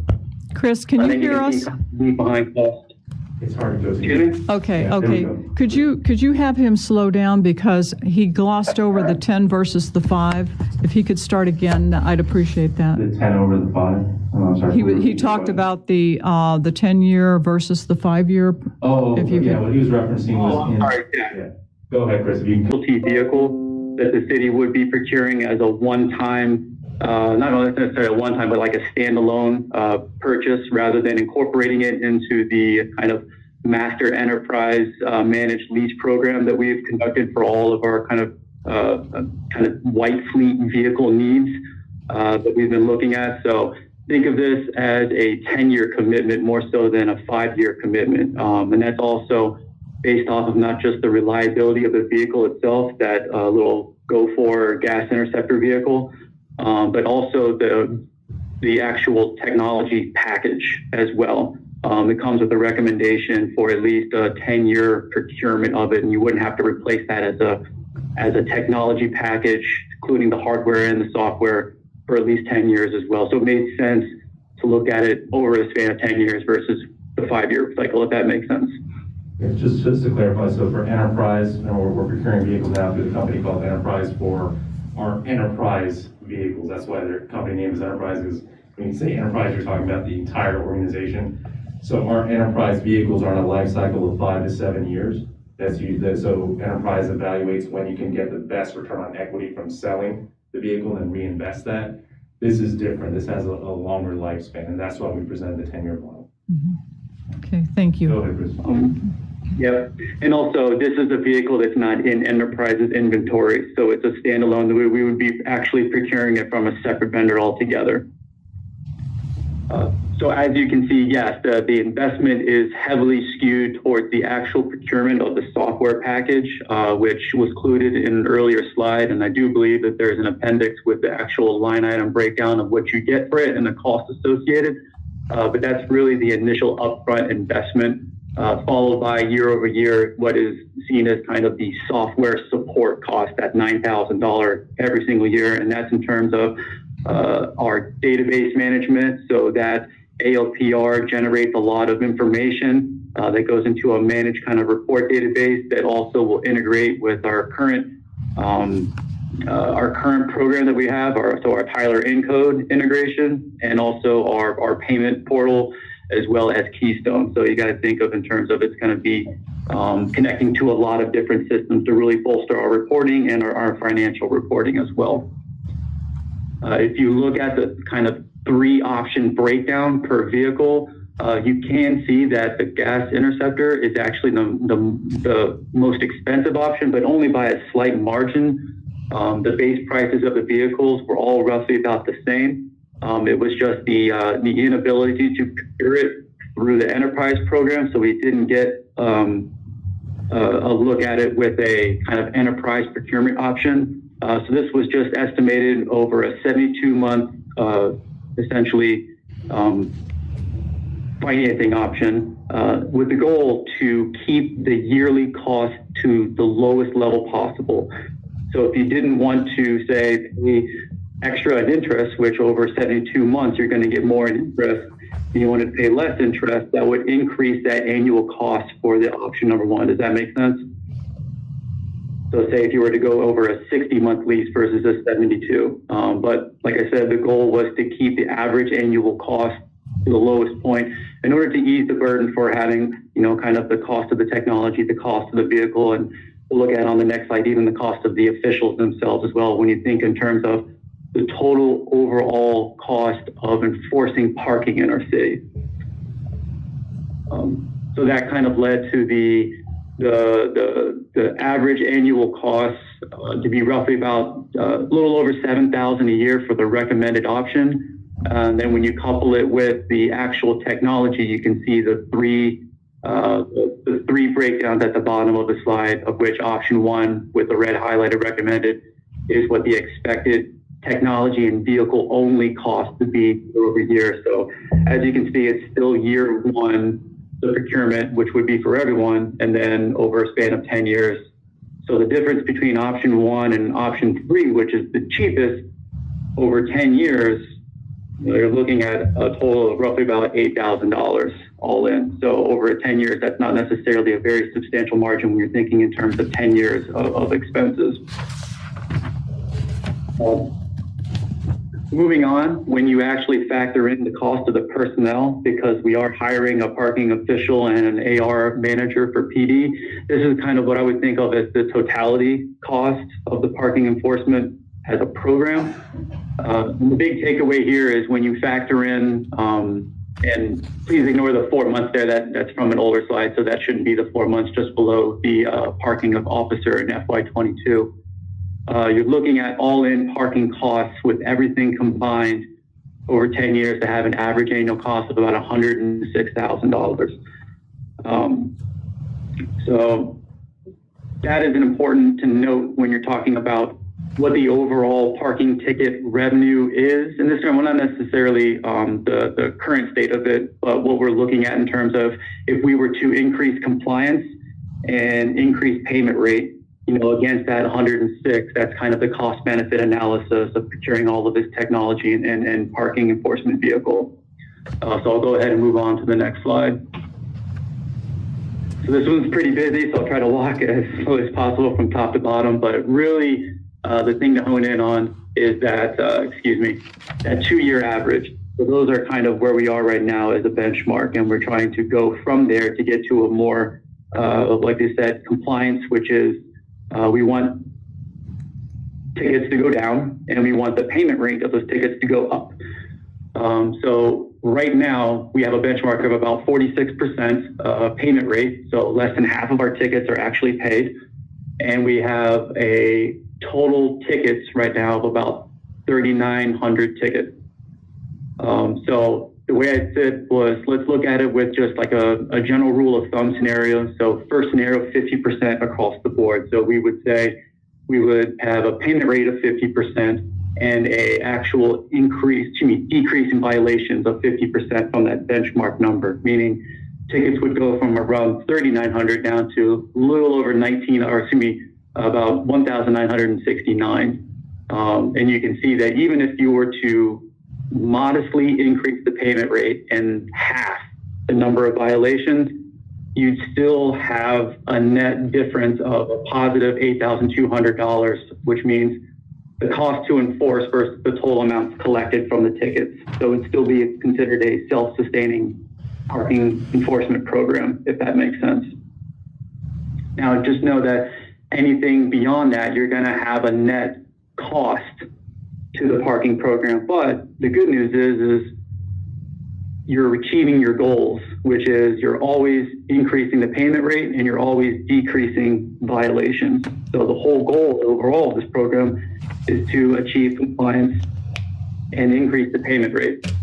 So even if you were to go up to 75%, as high as 95%, if you think about it, to go from almost under 4,000 tickets a year to slightly under 200, I mean, you are essentially getting rid of, quote unquote, the parking violation problem in the city. And you would have that at a cost of about $85,000 a year. So that's kind of in terms of thinking of it as this service that we're trying to procure comes at a cost right now that is right now less than the amount of money that we're getting in ticket revenue.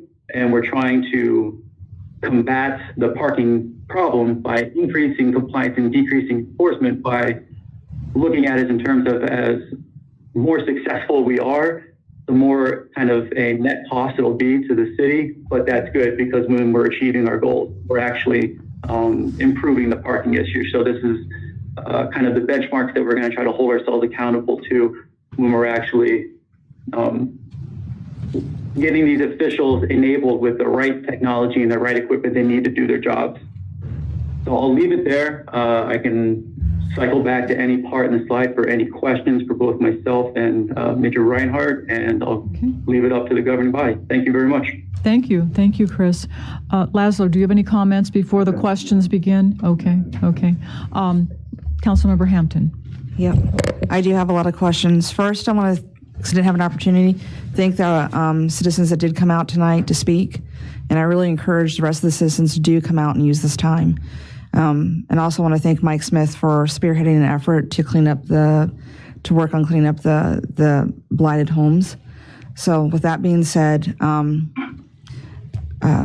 officers, I have Chief, I have some questions, and I also have some questions for you, so get comfortable. I can stand up, right? I don't know, you might want to pull a chair up there.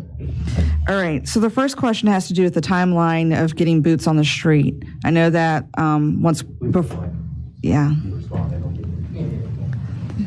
So I know that back in January, I know that the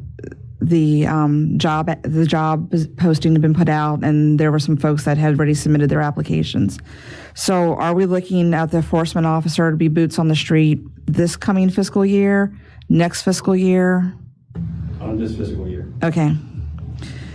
Because that kind of helps understand what's going on here. And then the other question I had is, I know that I understand the benefits of that smaller car, which I've affectionately have now called the mini mobile, versus a regular car. But my concern is when there's bad weather and that individual is out there having to check tickets, and we're talking about rain, sleet, ice. How functional is that mini mobile during that weather? Are they? I mean, it all depends. I'm not sure how it's going to operate on bad weather, but I'm not sure I would be proactively enforcing parking violations when we're having snow, sleet, considering parking is going to be kind of restricted at that point because a lot of people are going to be home. Yeah. So, I mean, normally we have other SUVs. If you had to go out, we can put them in a different type of car if we needed to. Okay. We went down with the Interceptor that is recommended. Okay. During snow events, the priority of PD is the emergency routes. Right. But I'm thinking more every day, because when I worked in a while ago, one of the contracts I was in DC, it oversaw a street where parking officers were they frequented. And that was also our entertainment sometimes when we got bored. And I'd watch those guys out there in big cars. I watched them in Segways, and I saw them in the mini mobiles as well. And they were out there in rain sometimes. And we know that sometimes our rainstorms are they just come on strong out of the blue. So those were kind of some of the things I kind of worried about, as well as that individual safety on those less than better days. Rain is okay. Okay. Yeah, there's no issues with rain. It'll be the snow where there may be an issue, but again, you're reshifting your focus when it is snow. And this year is, for the last couple of years, we haven't had a lot of snow. This was one exception, but even there, you can count on one hand how many actual snow days is. So the benefit over the 365 days outweighs potentially the negative, the less effectiveness for those 4 or 5 days where there's snow. Okay. Like I said, I got questions. I'm gonna put my glasses back on. I know, like I said, I've seen those mini mobiles in more urban areas, not only in DC, but I've also seen them up in the Bronx in New York City, where people are more condensed than they are here. So my question is, looking at the other jurisdictions, and I'm excluding things like Arlington, Alexandria, even George Mason, or municipalities that are compatible to us in size and the way we're built, what do they use? I think the Arlington's the one that uses this vehicle. So we did some research to see what areas we're using for these type of vehicles. They're either using a small compact car or one of these little interceptors. We like the idea of this interceptor because of our narrow streets and some of our city streets that allows the person to get out on either side, but it also allows traffic to continue on where we're not blocking the road or blocking somebody's driveway while we're doing enforcement. Okay. All right. And then the other question I had was regarding the actual hardware. Does it have to be installed in one vehicle only? Because I got thinking, heaven forbid someone hits that mini mobile or any type of car and you have to take, now what are you going to do? Or the car is being maintained. What's the backup plan for a situation like that? Do you take the hardware out, you put it into another vehicle? No, I think that's, Yes, so that hardware can be uninstalled from one vehicle and installed by another. However, it's not a quick thing that we can do. It would have to be a certain technician, and there would be a cost to that. Okay. If that vehicle was going to be out of service for an extended period of time, that is an option. Okay. So what about, like I said, if it's unplanned, because something's going to happen. I mean, anybody who's ever watched Parking Wars know that people get highly upset. And I mean, you guys know better than anybody. If something is unplanned, then would the person then just go out by hand and just do it the old-fashioned way? It would go back to the way it is today. Okay. All right. And then that was actually my last big question, so thank you. Okay, thank you. Can you explain the difference in the three vehicles? What, I mean, I can see that the small one is quite small, but the two larger ones, how do they compare weight-wise, size-wise? I'm still a little concerned that the smallest vehicle is safe enough for the officer, for the driver. People really race up and down the entire length of Manassas Drive, so I was concerned about that. Sure. Unfortunately, I don't have the specs in front of me as far as the actual gross vehicle weight. The small three-vehicle is certified by the National Highway Traffic Safety Institute as far as being safe on the roads, just like any other vehicle. Obviously, you guys are familiar with a Toyota Camry and a RAV4. You know how large they are, how much they weigh. It's a standard passenger vehicle. Again, like the chief said, I want to reiterate, one of the main reasons, especially for myself, that we looked at the three-wheel is for the officer safety standpoint. I think that the officer stepping out into the roadway is much more of a hazard to their safety than a potential vehicle crash and being injured. Okay. This has a full roll bar system. It has the full restraint system for the operator. Okay, thank you. Absolutely. Thank you. Councilmember Mency? Yeah, I have a couple questions probably for Chris. First of all, I was just kind of wondering on your parking scenarios slide, why is payment rate and decrease in violations, why are they the same? Why are they going up at the same rate? Why were they paired together? So you're asking if the payment rate and the decrease in violations go up. These are just kind of rules of thumb. You're right. They can obviously go in any direction, to be honest. This was just to get a sense of kind of the push-pull of how, I guess, improvements on the payment rate and improvements by decreasing violations would kind of work together in concert with each other because we're trying to achieve both goals at the same time. But you're right, you know, we could have an increase in payment and an increase in violations. But in that scenario, I would assume that you would have more people paying for more tickets. So therefore, you wouldn't be well over your average annual cost of the 106. So that would only be a wider margin in the green. Yeah. So it could go either way. To your point, it could be, unfortunately, it could drop our collection rate. That's not planned. That's why we have the AR manager, you know, in place.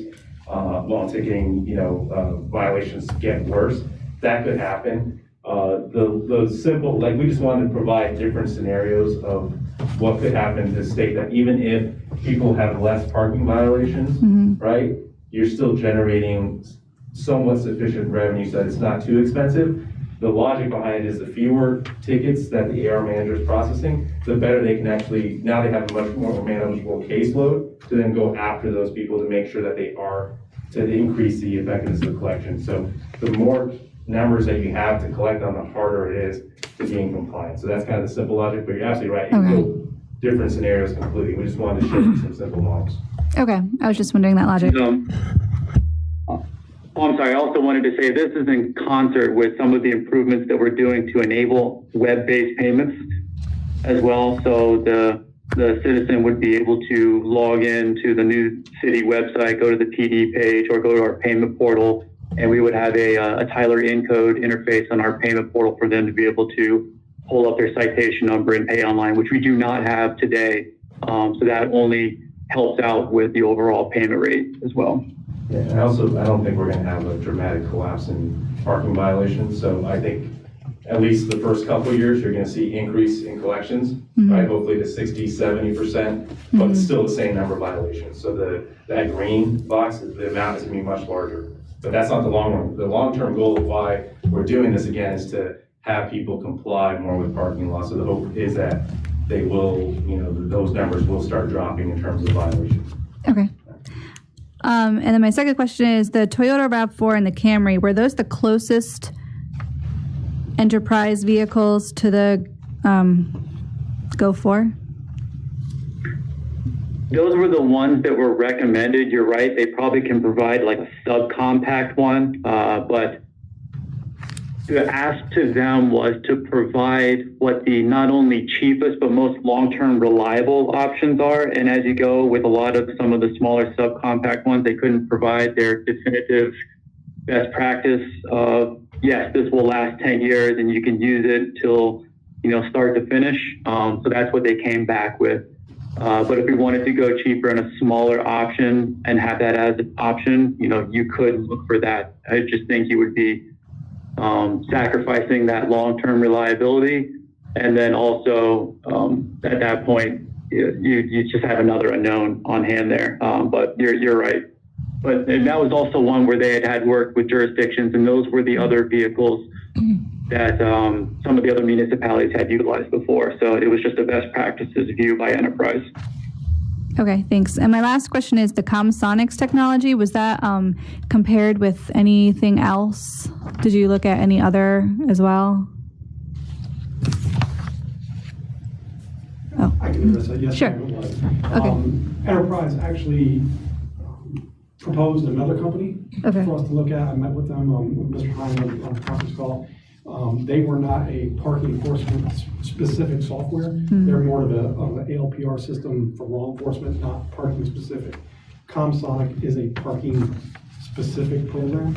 It's geared towards parking enforcement. Do any other localities around here use it as well? Yes, ma'am, there's several. Okay, thank you. That's all. Councilmember Moore. Yeah, thank you, Mayor.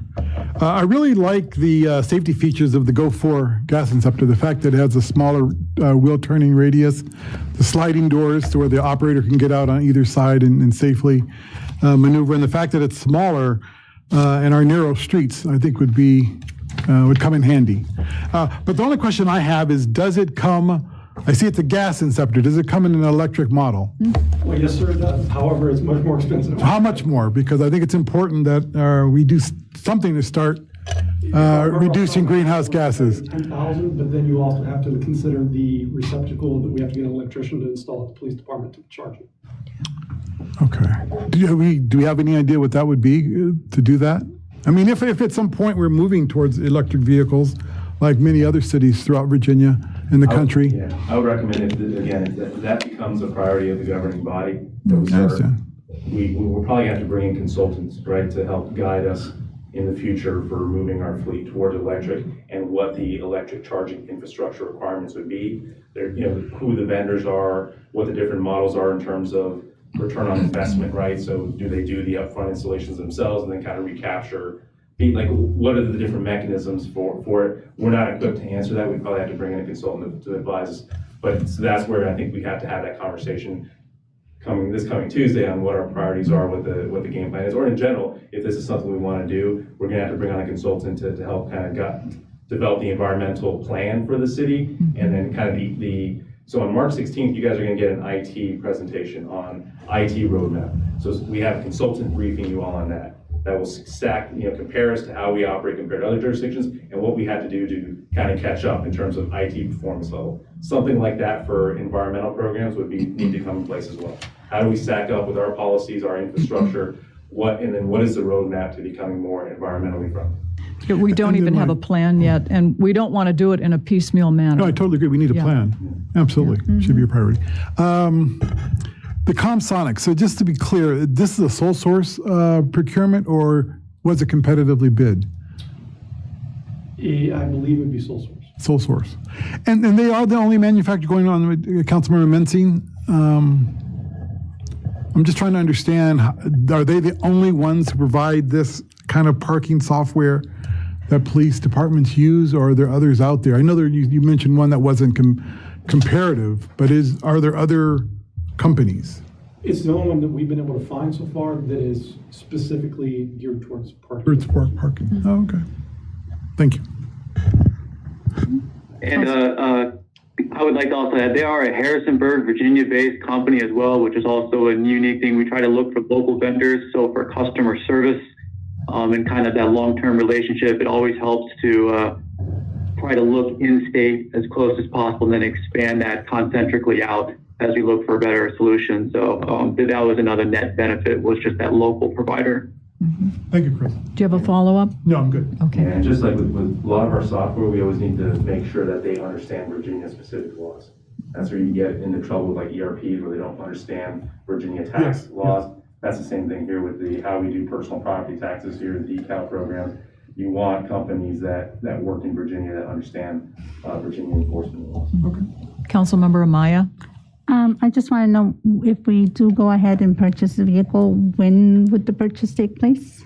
Yeah, so once we get your approval, we can move forward with procurement. I don't think it would arrive until FY22 from my understanding. Chris, maybe you can provide some clarification.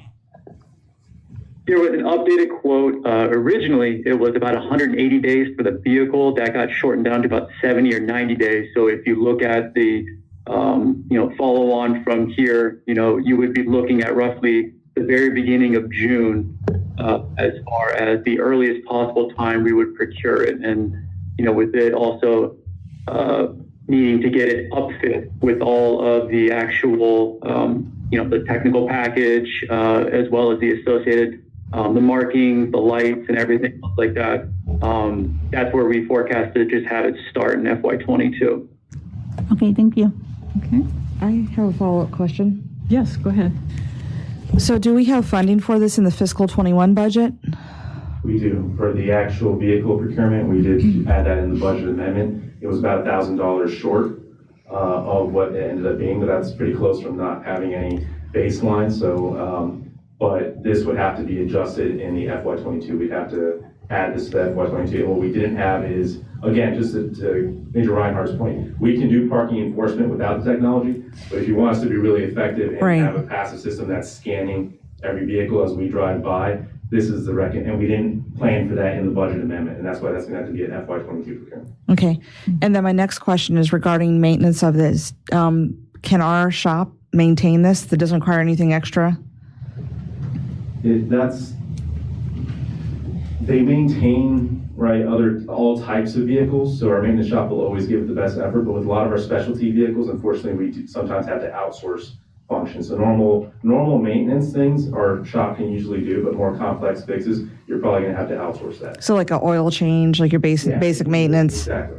Okay, thank you. Some things are outsourced now already. Right. Yeah, okay. Councilmember Javed, questions, comments? Yes, I have a few questions, if I may. I guess to the chief or whoever is presenting, sorry, I can't see. Would the officers be rotating for this parking enforcement position, or are we hiring a specific individual? We are hiring a parking enforcement officer. And that parking enforcing officer will be a sworn officer, correct? No, sir. So they want to have the same duties as any other officer on the force? No, they would just do parking enforcement. My other question is that the the two positions that we froze, technically we should have vehicles for those frozen positions. Is there anything on our fleet that we can currently use right now? We could identify possibly a car if we hired the parking enforcement before this vehicle is available, yes.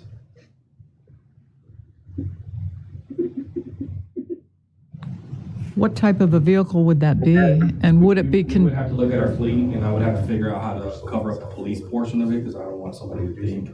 And I would have to maybe find one of our older cars, maybe one of the cars that Enterprise identified that we need to swap out soon, and maybe equip it with yellow lights or something that's not screaming police when they pull up. okay.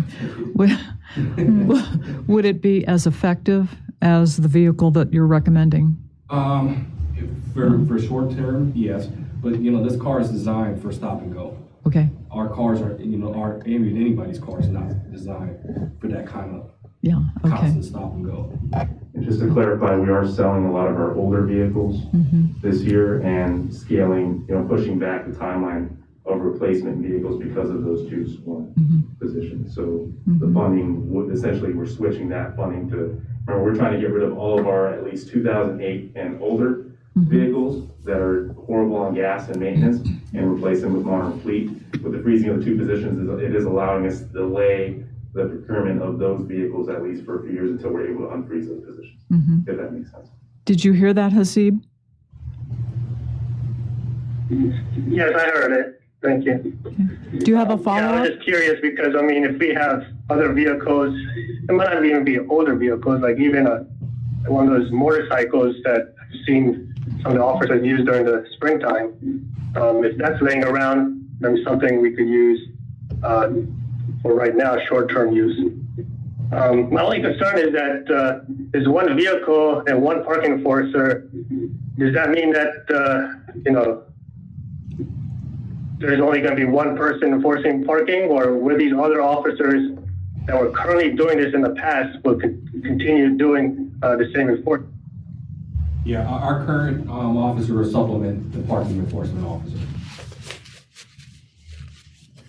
Right, and then those officers will be using their own cruisers, not these vehicles. Yes, they won't have. They will not have the technology that the other vehicle would have. Yes, but they will still be able to go out and handle complaints, or if they see a violation, be able to address it accordingly. Yeah. And I see the benefit of this, but like you said, this is the type of vehicle designed for urban settings. The frequent stops for places like that have meters, restricted parking, 2-hour parking here and there. I don't anticipate officers doing frequent stops up and down Manassas Drive, going vehicle by vehicle, unless you see otherwise. Yeah, the downtown is going to have most likely a lot of spaces that are going to be 2 to 3 hour parking limits to prevent residents from parking in commercially designated parking areas, or else you're going to have, like we have with phase 1, commercial parking shortages. So we're going to have to work with local businesses that do come here and find kind of what the best parking solutions are. But a lot of those, like when you go to Old Town, you'll see 3-hour parking requirements. That's likely what we'll end up doing in the downtown, and that's going to require frequent checking, the parking enforcement officer checking up on that to make sure that there's compliance. And this vehicle, again, will allow for greater maneuverability and throughout the designated areas, including the ground level of the VRE garage as well, or the City of Manassas Park garage, which has the upper 3 levels that are VRE specific, and the ground level that's city specific.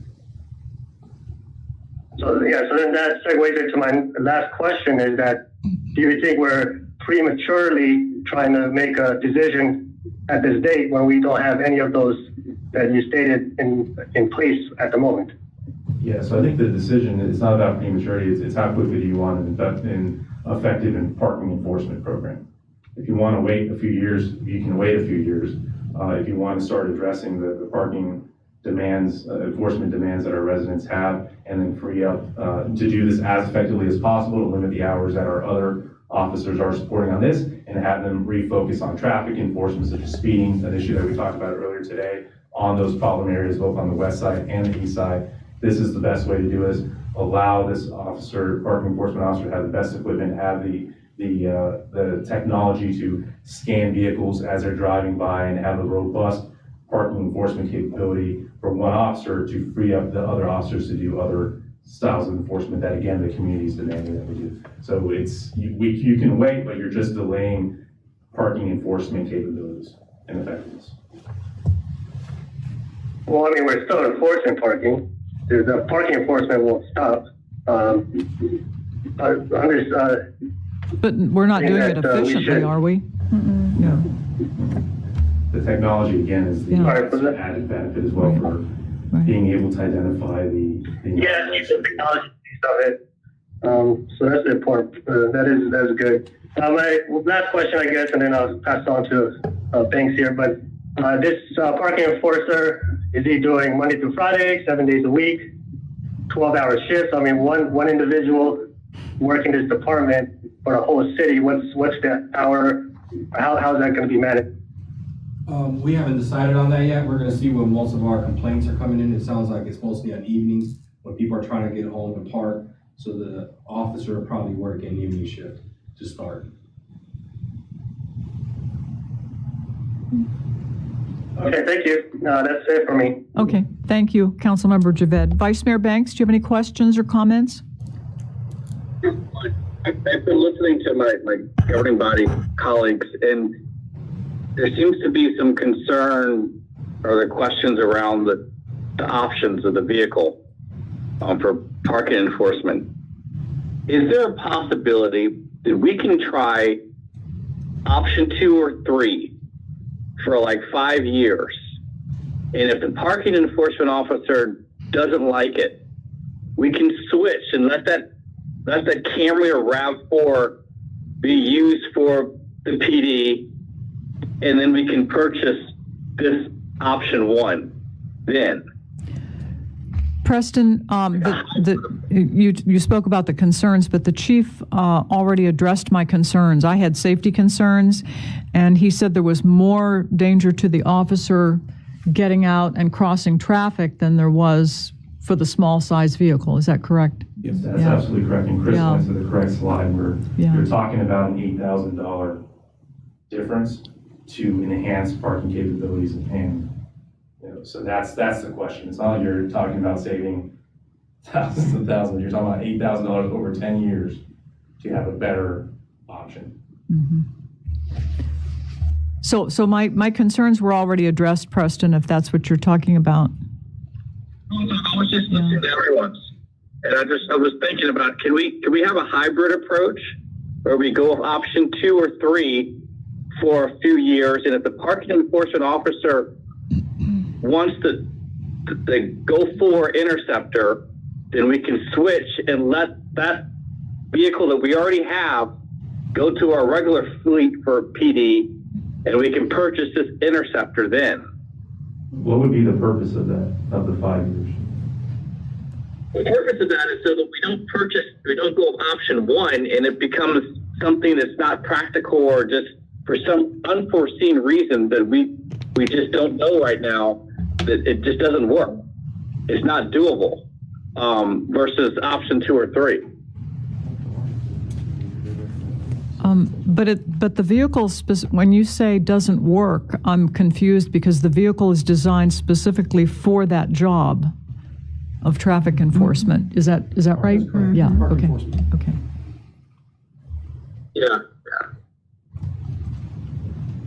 And from a cost perspective, if you do the 5-year Camry or RAV4, at the 5-year mark, if you then switch over to the other option, you're going to have to pay a contractor to move the technology from one to another. There goes your savings that you were talking about.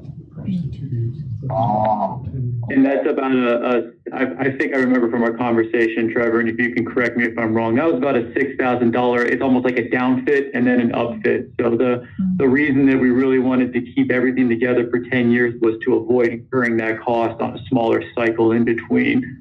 Because Laszlo was correct. It doesn't save that much. Okay.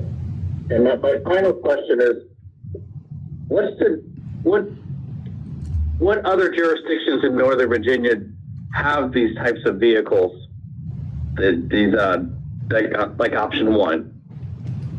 Arlington County has 2 of these vehicles.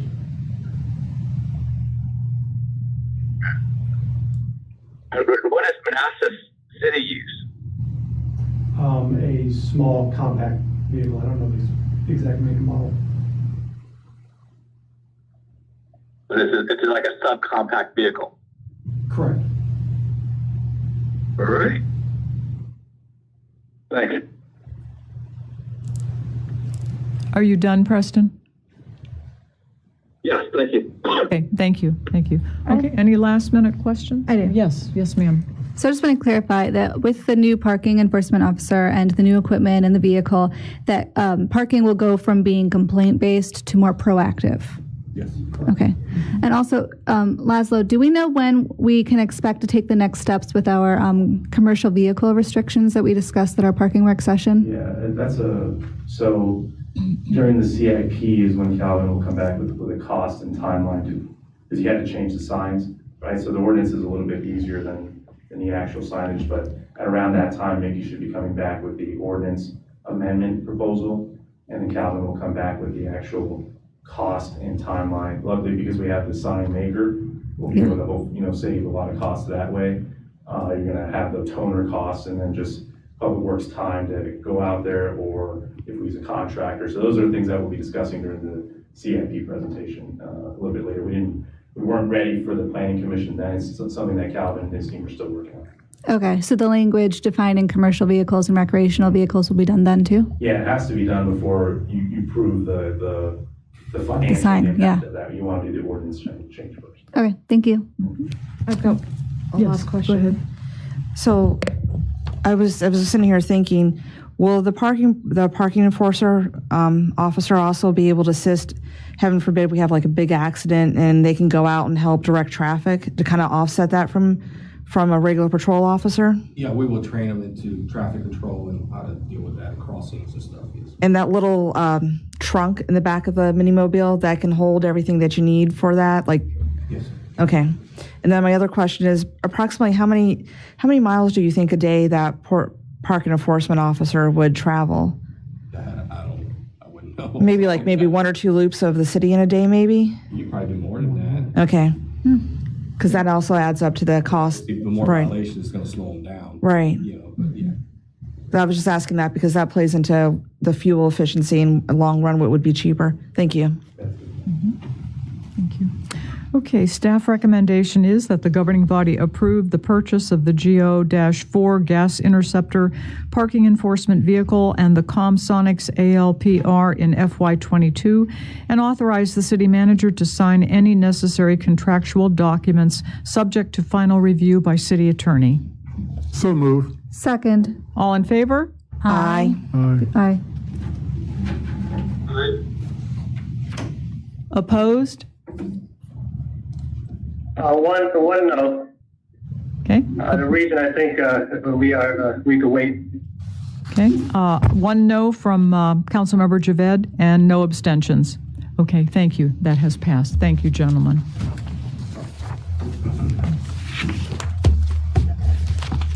And moving on to comprehensive I agreement. have one question, if I may. Yes. Interrupted. Yes, go ahead. Yeah, if the vehicle was not even an option, what would the enforcer use? Well, can you repeat that? If this vehicle wasn't even brought to the table, what would the parking enforcer use? Any vehicle wasn't brought, or the specific one, the gas intercept? The specific one. Yeah, so then you would go with either the. Or any. You'd go with the Camry or the RAV4 option, if that one wasn't an option. So you will still need to purchase a vehicle? No, I meant any vehicle. If no vehicle was at the table, they had no option to go out and take cars at the moment, you're saying? So you could outfit, again, an existing vehicle. As a reminder, again, we're gonna try to get rid of all of our 2008 and older vehicles. I guess you could keep one of those old ones if you wanted and have that serve as kind of the parking enforcement vehicle, if that's kind of the will of the budget. That would not be as fuel efficient as They're this gas guzzlers. little vehicle. Well, not only that, you would end up having to pay money to remove, when that car breaks down, to remove that software and hardware and put into something new. Yeah. So Chris is going to give a great overview here for the planning commission on the fleet program, and just, you'll see all of our fleet, the age of all of our fleet that we want to get rid of as soon as possible and modernize to get fuel and maintenance efficiencies and make Tommy's life, our maintenance chief, a lot easier than having to constantly do what it takes to keep these vehicles going that are way past their life. Okay. Comprehensive agreement, final budget for City Hall. Give me 1 second.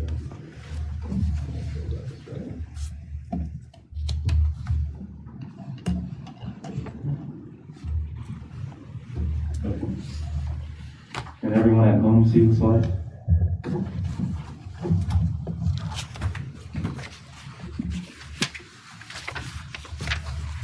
Preston, are you able to see the slides? Yeah, I can see them. Thanks, Bob. Thank you. Good evening, members of the governing body. This is a follow-up presentation for a few different items here, where the comprehensive agreement that was approved in June of 2020, it had an Exhibit C, which was the actual interim budget. So our best analysis of that time of what the cost would be for the City Hall and public infrastructure components, and then all the kind of square footage breakdowns as well, everything that can be built. Following that, rezoning occurred, and then following that in January, I presented to this governing body an updated number in terms of the City Hall and public infrastructure costs. As we prepare to assist the EDA in taking the next step with issuing the EDA lease revenue bonds, and therefore finalizing their lease with the city for annual capital lease payments.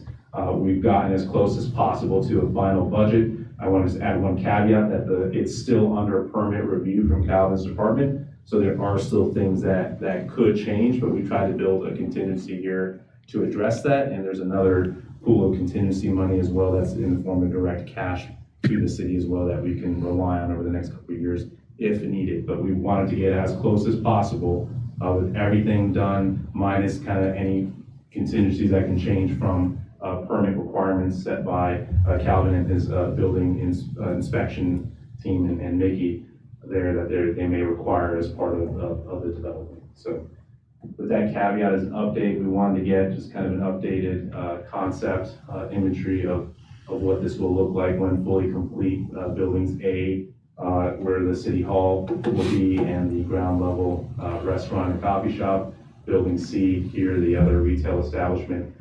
Building B, the anchor, the kind of what the road will look like, the two-sided plaza. With a reminder, again, you'll have some more grass space here for play for families. A little area here that can be set up for kind of live music on weekends during the spring and summertime.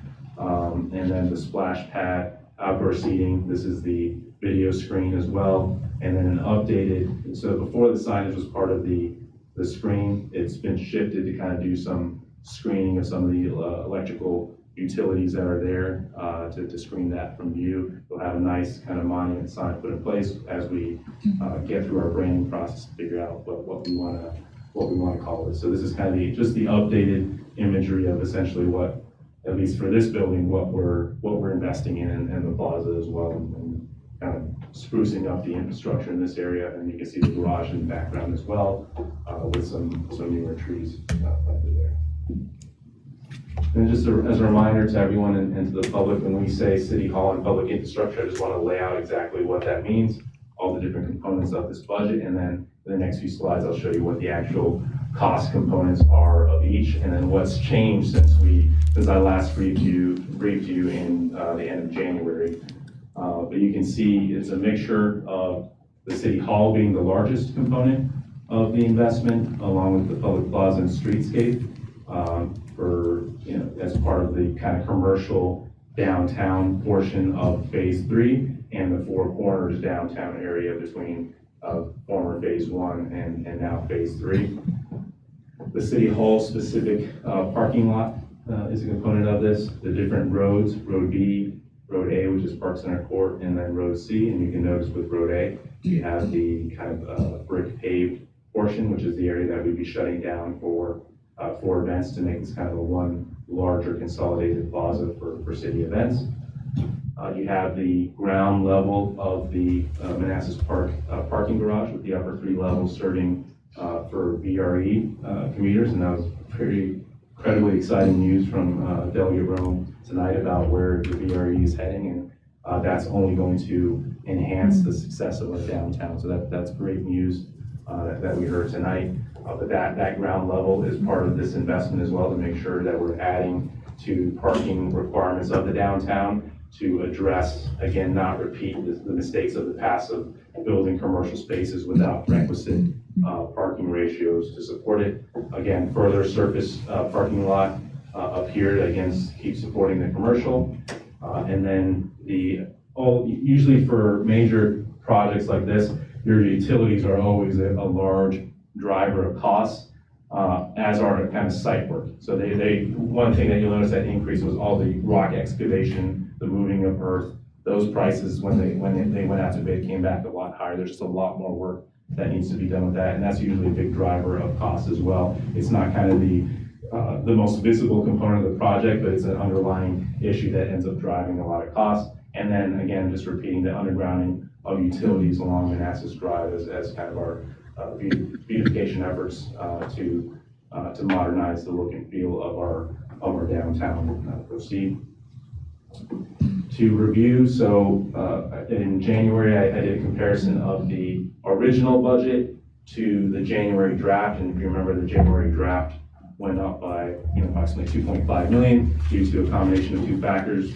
First, a reduction of the number of residential units, so this dropped from 8.7 down to 8.2 million, and then you had some large increases in expenditures, mainly City Hall was one of those drivers.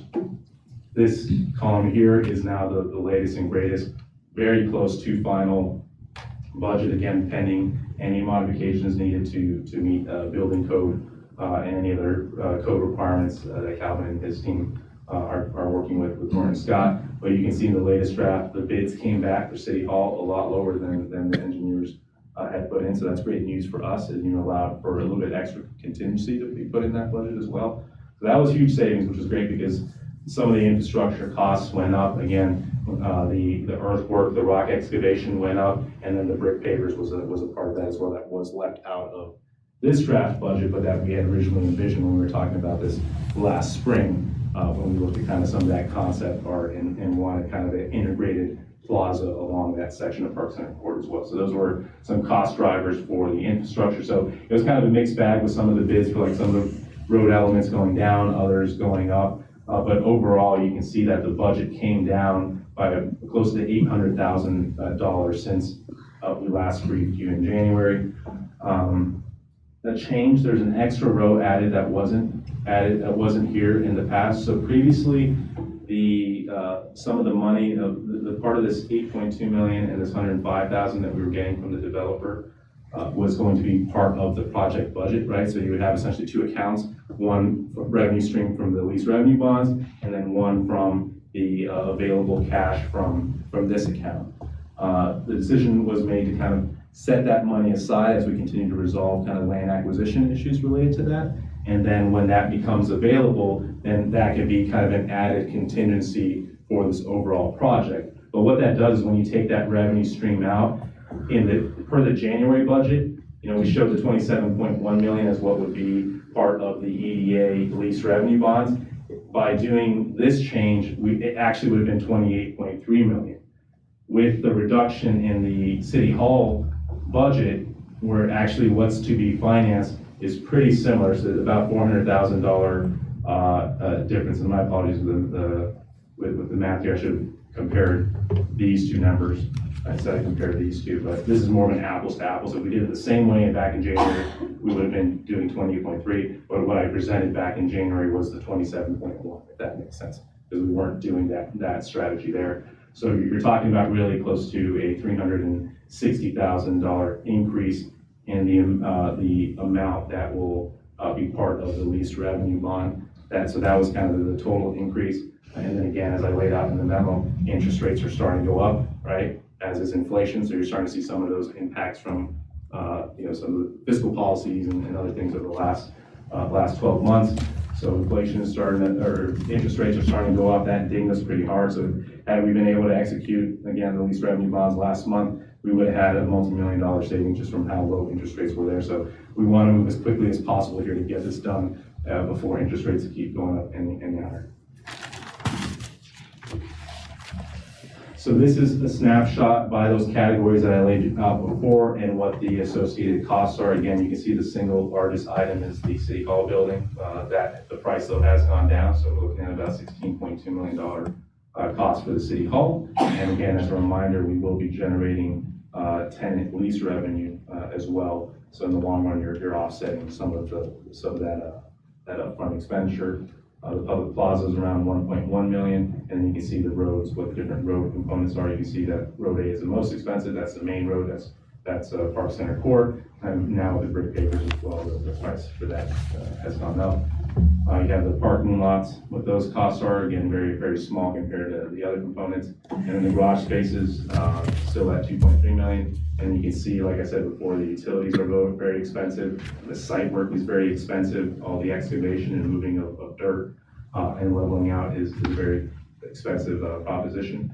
The next slide just kind of shows what changed since January. So the green means good, that the price went down. The red means that prices went up, and some of them stayed the same, roughly the same. So the public plaza, streetscape, there wasn't really major changes, any changes associated with that. Same thing with the garage. There was no change in assumptions for what the budget would be for the garage, and surprisingly, the utilities, the undergrounding also stayed relatively the same. The site work, as I discussed before, went up. But luckily, some of the fees associated with the contractors went down, so that was good news. That kind of offset some of the savings. Then you can see the increase in Road A to make it blend in with the actual plaza, so it's a fully functional plaza.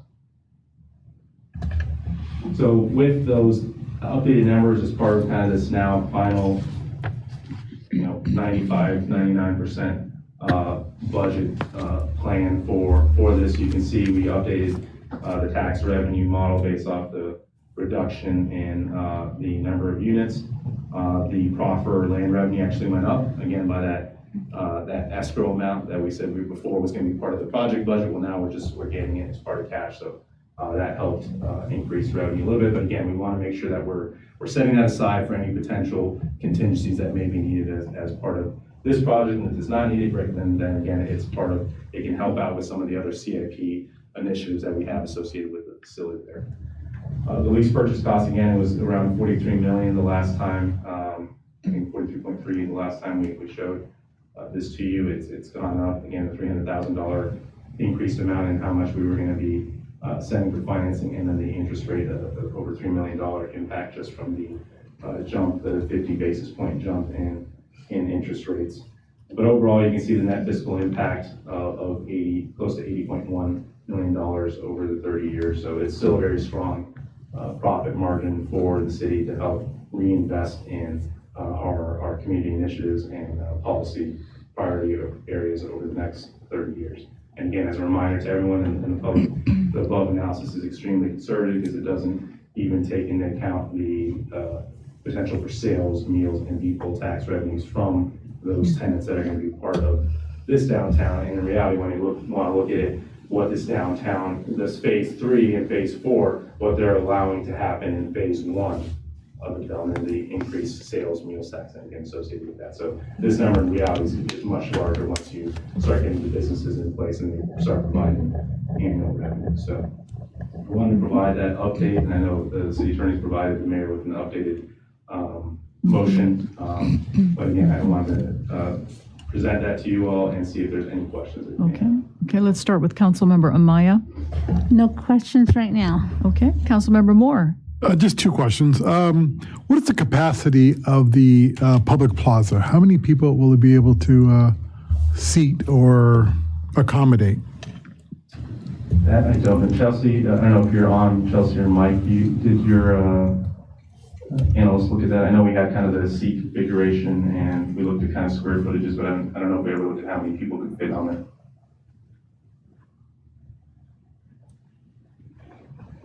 This is Mike Scott.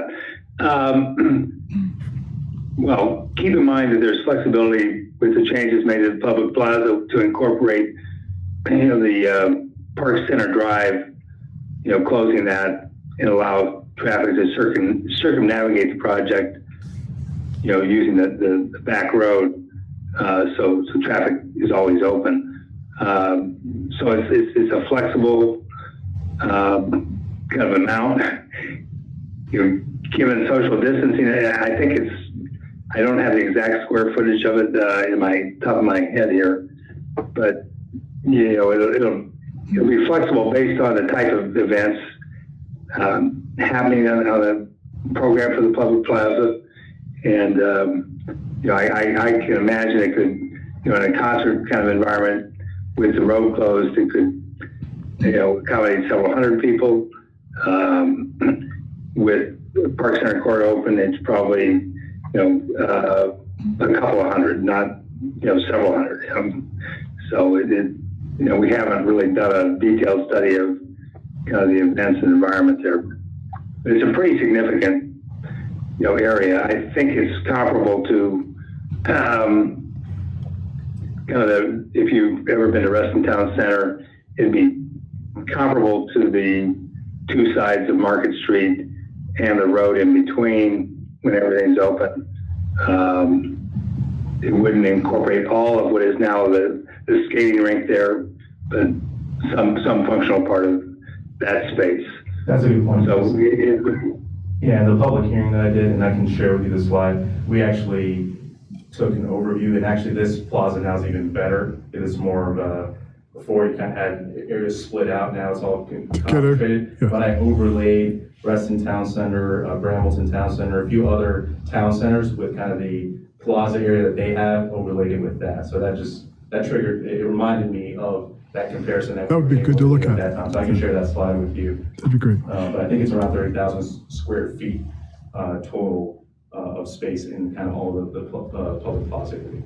And then my second question, thank you for that. If Road A is closed, like Park City Drive, for an event or something, how would the tenants get to their townhomes in the back there? Yeah, just curious.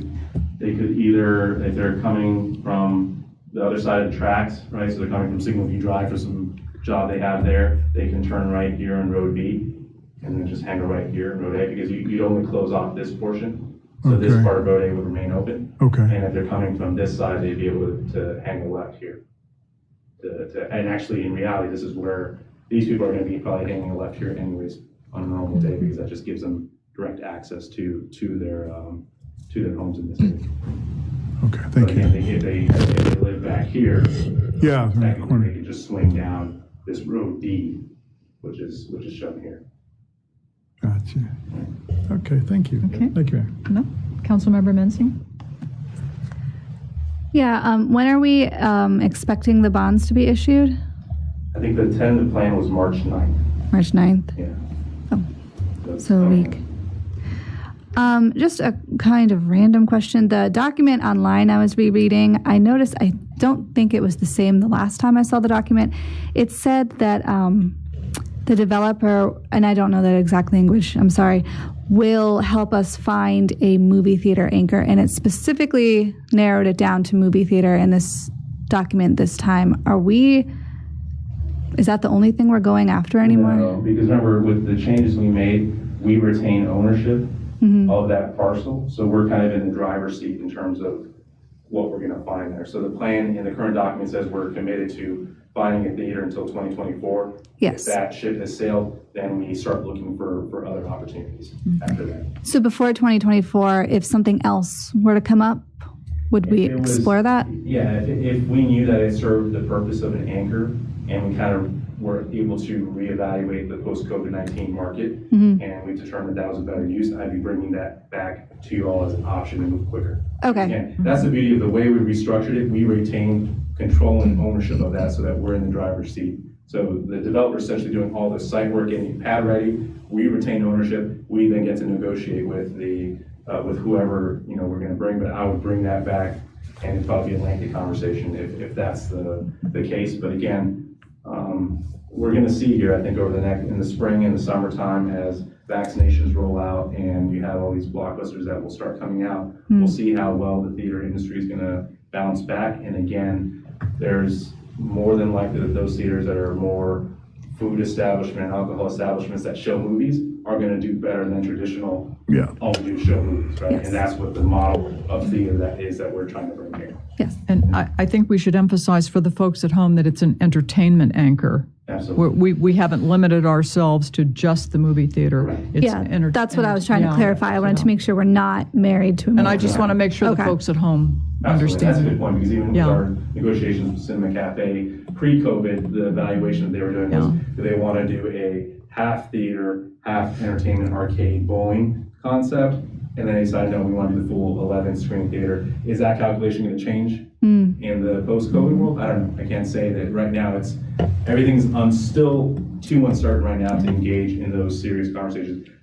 Bank financing for retail restaurants, for all that's it's not an option right now until vaccination can be successful.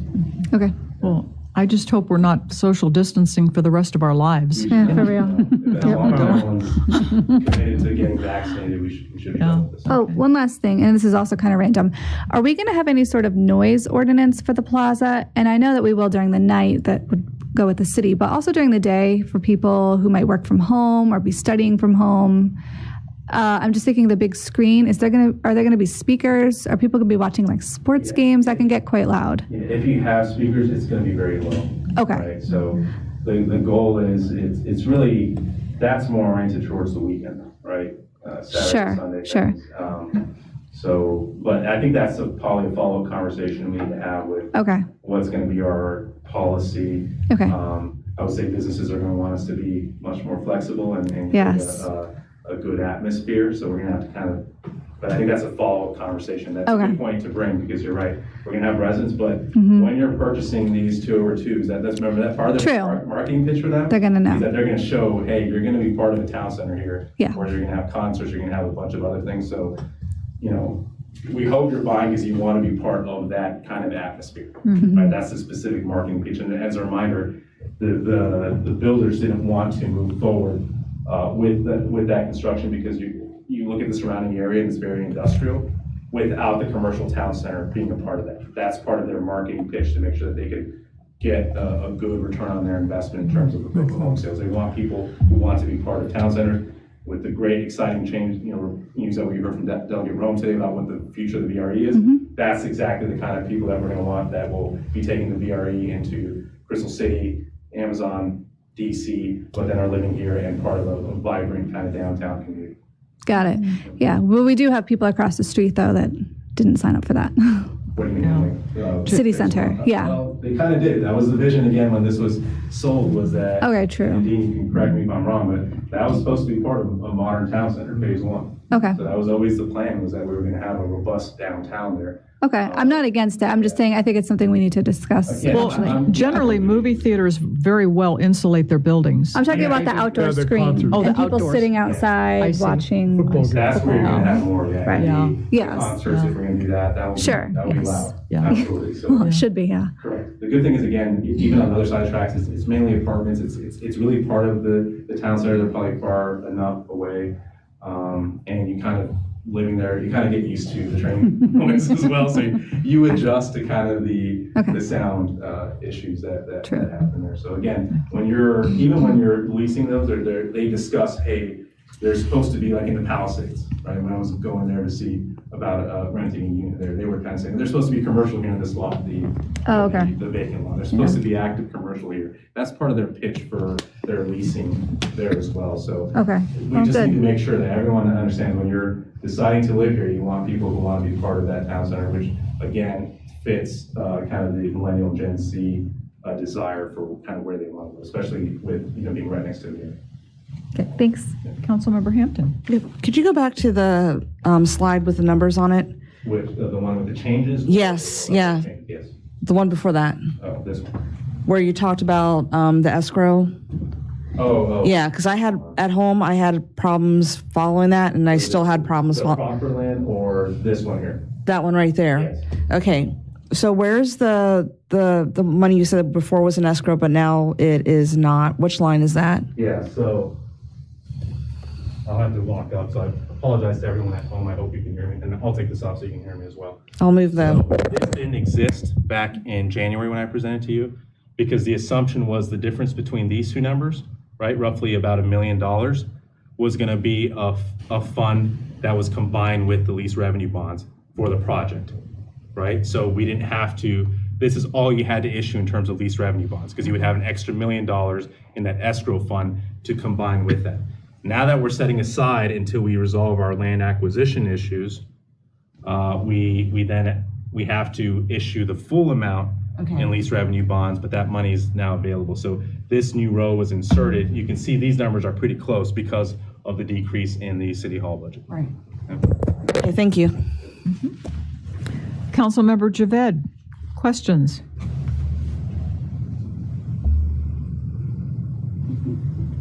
Yeah, I have one question. The tenants, I guess the retail shops, they're all going to be empty cold shells. Is that correct? So Mike, can you answer, I guess, specifically what for your? Yeah, they'll be delivered as cold shells. Yes. The problem across the street that is one of their reasoning for not securing tenants was because all those units are cold shells. Especially during this COVID time, a lot of businesses have problems building out their shops. I guess my question is this something the developer can do or negotiate with in the future? Yeah, so I mean, we own Building C, so we will be doing whatever we can to get that tenanted. The major reason it's being delivered as cold dark shell is we don't know exactly whether there'll be 2 tenants in there or 3 tenants. So, you have to figure out how to put the plumbing, underneath the floors, and you don't want to pour the floors before you determine the tenant configuration. So what you just have to tear them up. Yeah, so Mike, if I can just add, see what we're specifically talking about is there's going to have to be flexibility in terms of tenant improvements and lease structures to get, to your point, to get things moving. We want to wait and see what happens this summer with one of the tenants that we're specifically discussing right now, who's in. Their revenue stream has picked up over the last month, and our interaction with them switched from, I don't know, to, I want to do this and I want more space, right? So we really want to wait till this summer and see how things are going there, because there the financing may open up. But to see to Mike's point, we don't know who the tenants are going to be, so you don't want to do tenant improvements until you know who the tenants are going to be, where they want the kitchen, where they want the bathroom, how many will there be, and that's why it's going to be in this state. But again, we're going to have to be flexible in terms of tenant improvements and lease structure, not just because of that issue, but because also the delay in when the entertainment anchor's coming, right? These businesses, they know that when they're going to do their financial planning, they're going to know that it will really uptick once the complete town center is completed. So I said complete twice there, but that's when we know that we can move towards market rates. But that's exactly what's being discussed across the street as well. And tonight in closed session, I'm going to talk a little bit more about that, about tenant improvements and other things as well that's happening. But I think that's kind of the awareness that that there's going to have to be some tenant improvement put in to help facilitate this, pending, that things really pick up this summer and now financing is back on the table. Right. Do you have a follow-up, Hasib? Yeah, my second question was in regards to the ground lease that Building C is on. What's the status on that, and if there's any, any concern in the future of not moving forward with that? I'll speak to that. We have to build under the comprehensive agreement, Building C. And, we committed to do that as part of the project. That was before COVID. We're still committed to it. It's going to be a challenge, but, it's a challenge we took on, and we will own that pad, and we need to make it work.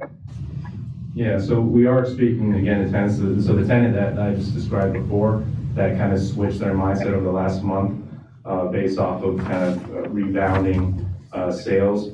That's the building they want. They want to be part of Building C, not the City Hall portion. So we do have people that we are lining up. Good. All right, no, I was just talking about the ground lease. I guess Mr. Scott mentioned that it would still continue, but the ground is owned by the developer across the street.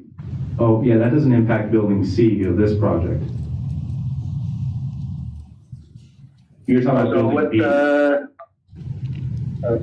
Building B, yeah, I believe, yeah, sorry. Yeah, that's correct. So again, that's something we're gonna have to work out in terms of timing and part of the discussions as part of our negotiations with them. But if you notice on the layout, there is gonna be parking built in kind of the same area as well, even before the tenant in Building B is there. So there is gonna be parking still for them across the street. And then again, the VRE garage hopefully will be coming in the spring of 2023. That's kind of the tentative timeline for when that will be coming in as well. So that's going to be added parking capacity. And again, tonight in closed session, we're going to talk about across the street as well and what the issues are with that as well. So I would ask that we leave that for closed session discussion. Okay. Sure. That's it for me. Thanks. Okay, thank you. Vice Mayor Banks? No questions. Thanks, Laszlo, for the presentation, and thanks, Mr. Scott, for attending and answering our questions. Okay, thank you. Staff recommendation is that the governing body approve the final budget for the new City Hall and public infrastructure as presented pursuant to paragraph 4.A.1.c of the Comprehensive Development Agreement between the city and the village at Manassas Park, LLC, dated June 17th, 2020. So moved. Second. All in favor? Aye. Aye. Okay. Opposed? Abstained? Motion carries. Thank you very much, Laszlo. Thank you, Mike. Yeah. Before we jump into manager's report, I see Ms. Stubenbort is still with us.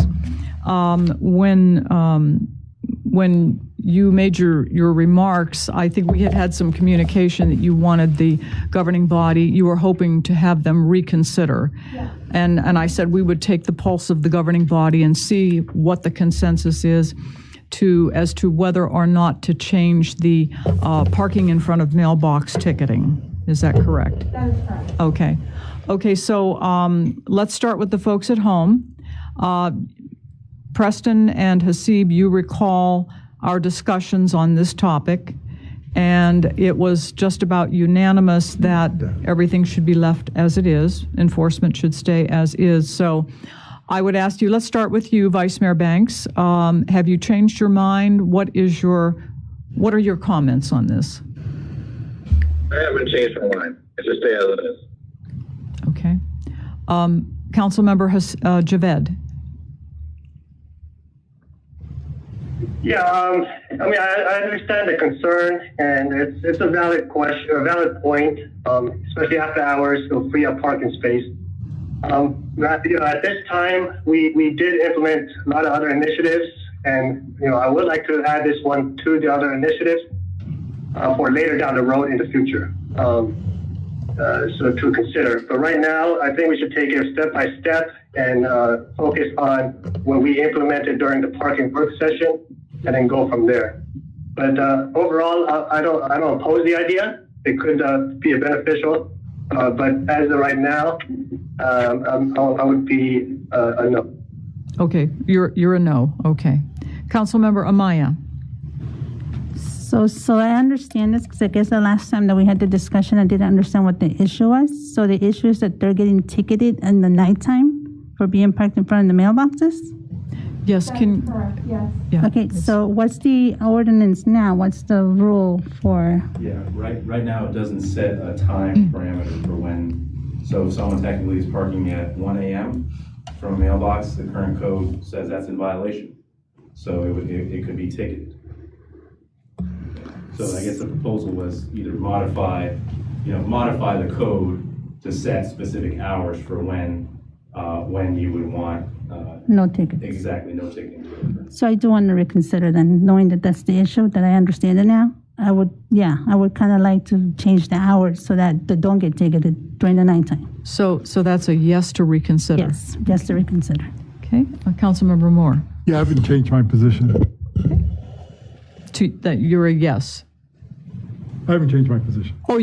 I couldn't hear what I'm the mask on. sorry. Yeah, I've not changed my position. Okay, so you're a no. Okay. Councilmember Mensing?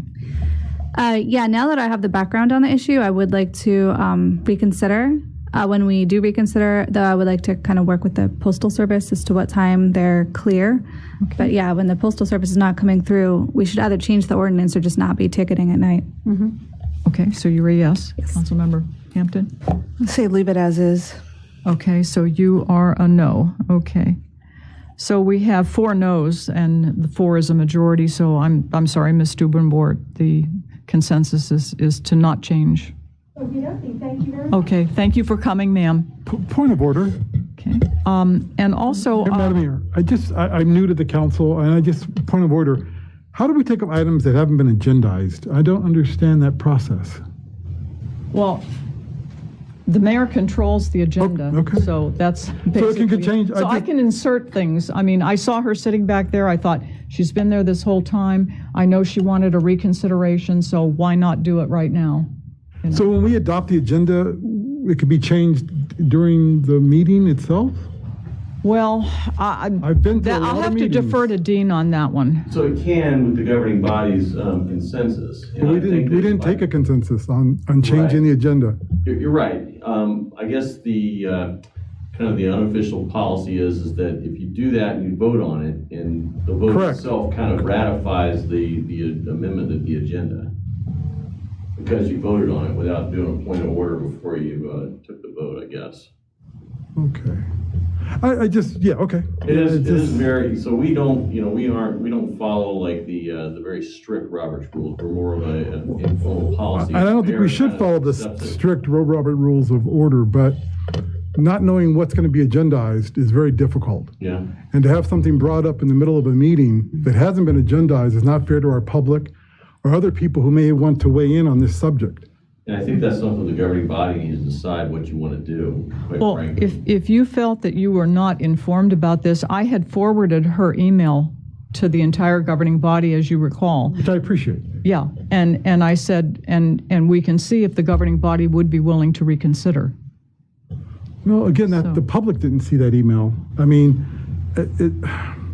I would have had no problem if at the beginning of this meeting, we would have changed this agenda to include that issue to be addressed and voted on making the change. And that's how it usually is done. Okay, that's all. That's only my question, your clarification. Yeah, and Appreciate it. Like I said, the fact that you voted on it and you're okay with it ratifies the amendment of the agenda. So Okay. I think in the future, if you don't want to do it, maybe you just do a point of order that that it hasn't been voted on for the amendment to the agenda.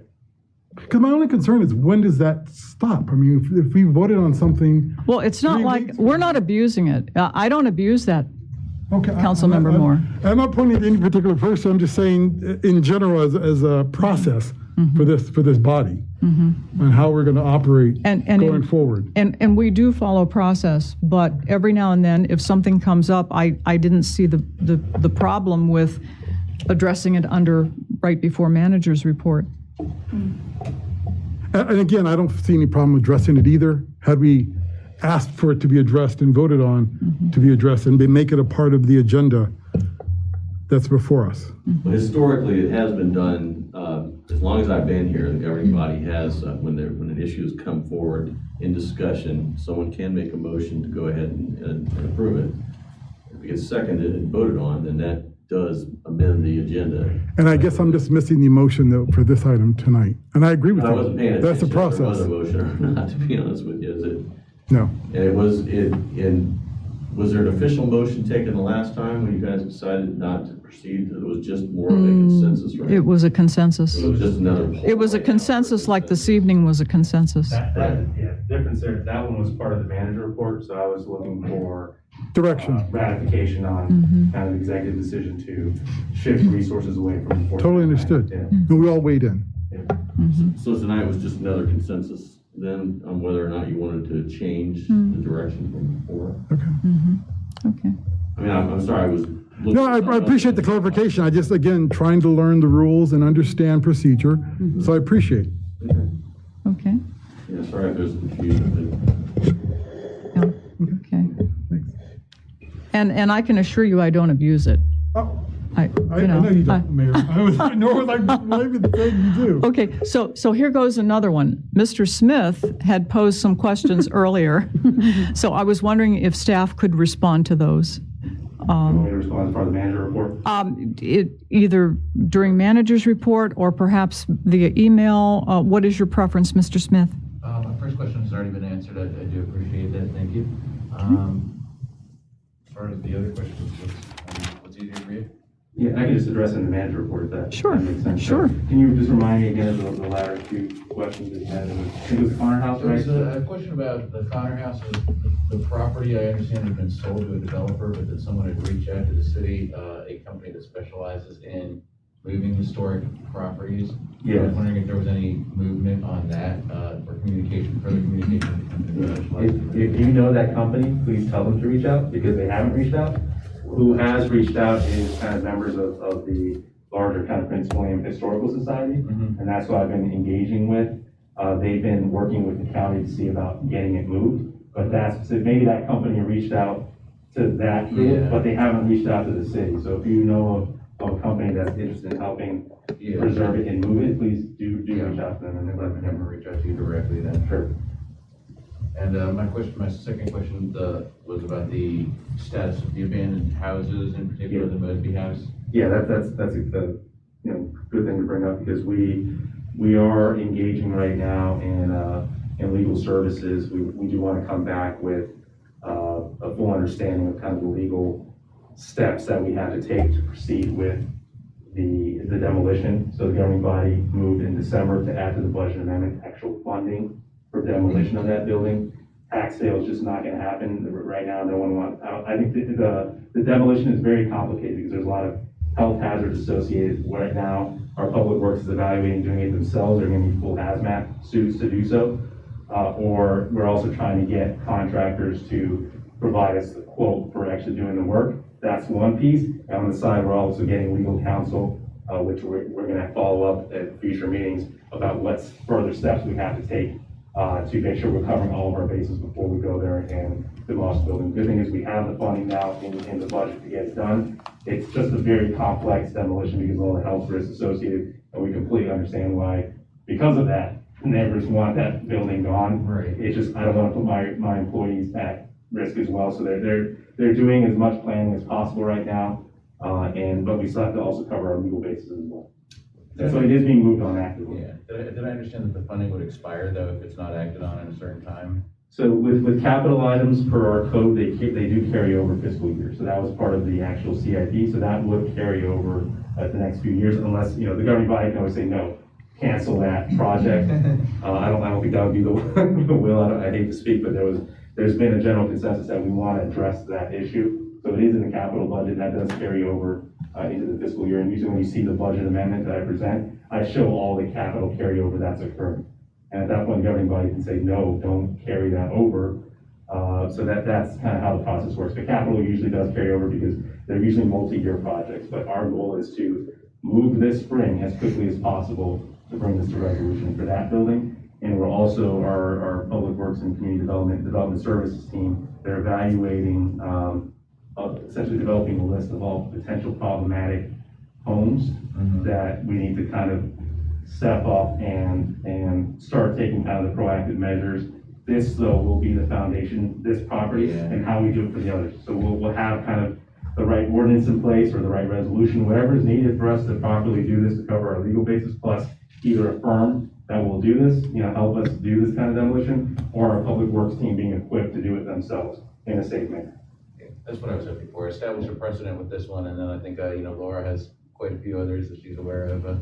Yeah, and some of those are being, like our team did look, one of them was addressed through the market. So right now, residential values are just, it's a hot market right now. So one of those properties was bought up and it was improved. One of the ones that Public Works has been tracking over the last few years that was problematic. That was a law enforcement issue as well. So our hope is that a lot of these properties we bought up, just like the city owned older house where we were doing different, training and other stuff. Yeah. It sold for way more than what we were planning, and they're doing a pretty good job of renovating that. So this house, though, the market barrier for demolition of that property, I think is enough where the city's likely going to have to take it upon ourselves and go in and handle that one. We're hopeful the other ones we can incentivize or get people to go and buy it and redevelop it, and then that saves taxpayer money. Yeah. So then once after the city demolishes it, then it would be sold, or? Well, that's, I don't want to speak right now. I want to make sure that we do the full legal review of what the correct course of action is for Virginia law before I come in. Thank you. Thank you. Okay, thank you. Councilmember Moore, would it make you feel better if I would have waited until Laszlo approached the podium and then completely addressed it under manager's time rather than doing it before? Because last time we addressed it, it was during manager's time. It was. Uh-huh. And it seemed like it was different, you're right, that we did it in the middle. So I mean, I'd be happy to wait until Laszlo approaches the podium. It's only like a couple minutes, and then bring it up again. But I guess the item is rather not what's been agendized. And so my understanding of public comment is that, I appreciate the fact that we were able to answer people's comments tonight. Mm-hmm. Those items weren't agendized. Mm-hmm. And so there may be people in the community who want to speak to those particular items. So it's my understanding the process, the way it should run, is that we can bring them up in future meetings or agendas, but to drill at them that night when they're not on the agenda at the beginning, technically, they were only agendized in the broad sense. They were not specifically, they did not appear in the packet. They were sent to us piecemeal, one by one. Correct. By one. As a response to other questions about a stop sign. Right. And so, again, it's what's on our agenda. Again, we have the responsibility to be transparent and to let people know what we will be discussing and making decisions on as a body. And I think we are. However, we do retain a certain amount of flexibility. We do, and I appreciate that. For example, Councilmember Hampton presented under information time. Any member of this governing body can come to me 10 seconds before the meeting begins and say, I have some information I want to impart to the public. I want something considered, and it will be done under information time, which is only very broadly agendized. It's not specifically agendized. Absolutely. So, yes, we follow process. There is a certain amount of flexibility. Oh, absolutely there is. But the part about the information is that we're not taking a position on it. The information that Councilmember Hampton mentioned is not something we voted on as a body, and therefore it's a difference. She made an announcement. And that's the difference between something that's being announced or something where we take a public position on. I think Councilmember Moore is referring to the comments I made today. I think you're referring to the proposal that I brought up in January. That's what I'm referring to, yeah. So I'm talking about the one that you talked about tonight. Yes, I am. The ones you mentioned tonight. Yeah, which was more of like an announcement, not an actual action. It was an announcement. And I'm talking about... Then we took your proposal later on and came and had a discussion about it. Back in January. Yeah. At a meeting. Yeah, but we had put that on the agenda ahead of time. That's correct. And we had circulated the proposal ahead of time. That was Absolutely. That you was had under it was quite information. elaborate. That was under information. And I guess I'm not making myself clear, because we did discuss hers because it was agendized. She even did a report on it that was quite extensive as to the committee that she wanted to form. When we got that information, and we discussed it. It was generally agendized. It was not specifically agendized. Okay, I seem to remember it being specifically agendized as a report in my packet. She handed it out. But I thought we had resolved this. Daryl, it was not in the packet. But maybe she passed it out. She did. She passed it out. She passed it out. Yeah. And that's what item number 4 is for. Okay, and that's, but this is not, what we just did a few minutes ago was not under item 4. No, it was information. not. No, it was Okay. not. So we And that's should, why we I should said definitely to make a you, distinction. Excuse me, that's why I said to you, if you would be happier doing it under manager's report. Doing what? Taking the consensus, addressing Ms. Stubenbort's issue. No, because it wasn't agendized. Ms. Stubenborg's It wasn't issue agendized the first time it was brought up. agendized. It was Then not. it should have been. Then we just take her comments, and if we think it's important, we agendize it at our next meeting, so that other people in the community would have options and an opportunity to come down here and address that issue. So what you're saying is we should have never approached the issue the first time during manager's time. That was my fault because I received. You were just No, asking it's for a not your sense of the fault. There's no council. fault here to be had. No, absolutely no fault. We're just trying to bring clarity. I phrase it as I'm looking for executive flexibility here and enforcement to be a little bit more Correct. flexible. So I was looking for that guidance, but I didn't add it to the agenda because it had just come up before. But I wanted clarification from you all about your intent. You kind of wanted direction. Correct. Can I just speak real quick? And in response to your transparency, I think we're incredibly transparent I do here. too. Yeah, it's on video. Everything we say is in the minutes. I guess my There's a transparency- vast amount of information that goes into the agenda packet. It can be reviewed over and over and over on YouTube. My transparency point. I think what is- Darrow is trying to say. Thank you. The topic of the mailbox parking was not an agenda item itself. This isn't complicated. Yes, it was a public comment time, but that topic, he was saying that the public, if they knew about it beforehand, we might have more speakers. And my point about it being open is that we print this, we publish this. And then we can't just come to this meeting and decide we're going to talk about X, Y, and Z when it's not on this agenda. You can't do that. Things are added to an agenda. Historically, they have been added to the agenda prior to the start of I can't speak to history. I can speak to what I understand to be right when it comes to items that are agendized and the public being aware of what this body is going to be taking actions to and actions of. I think I have a solution.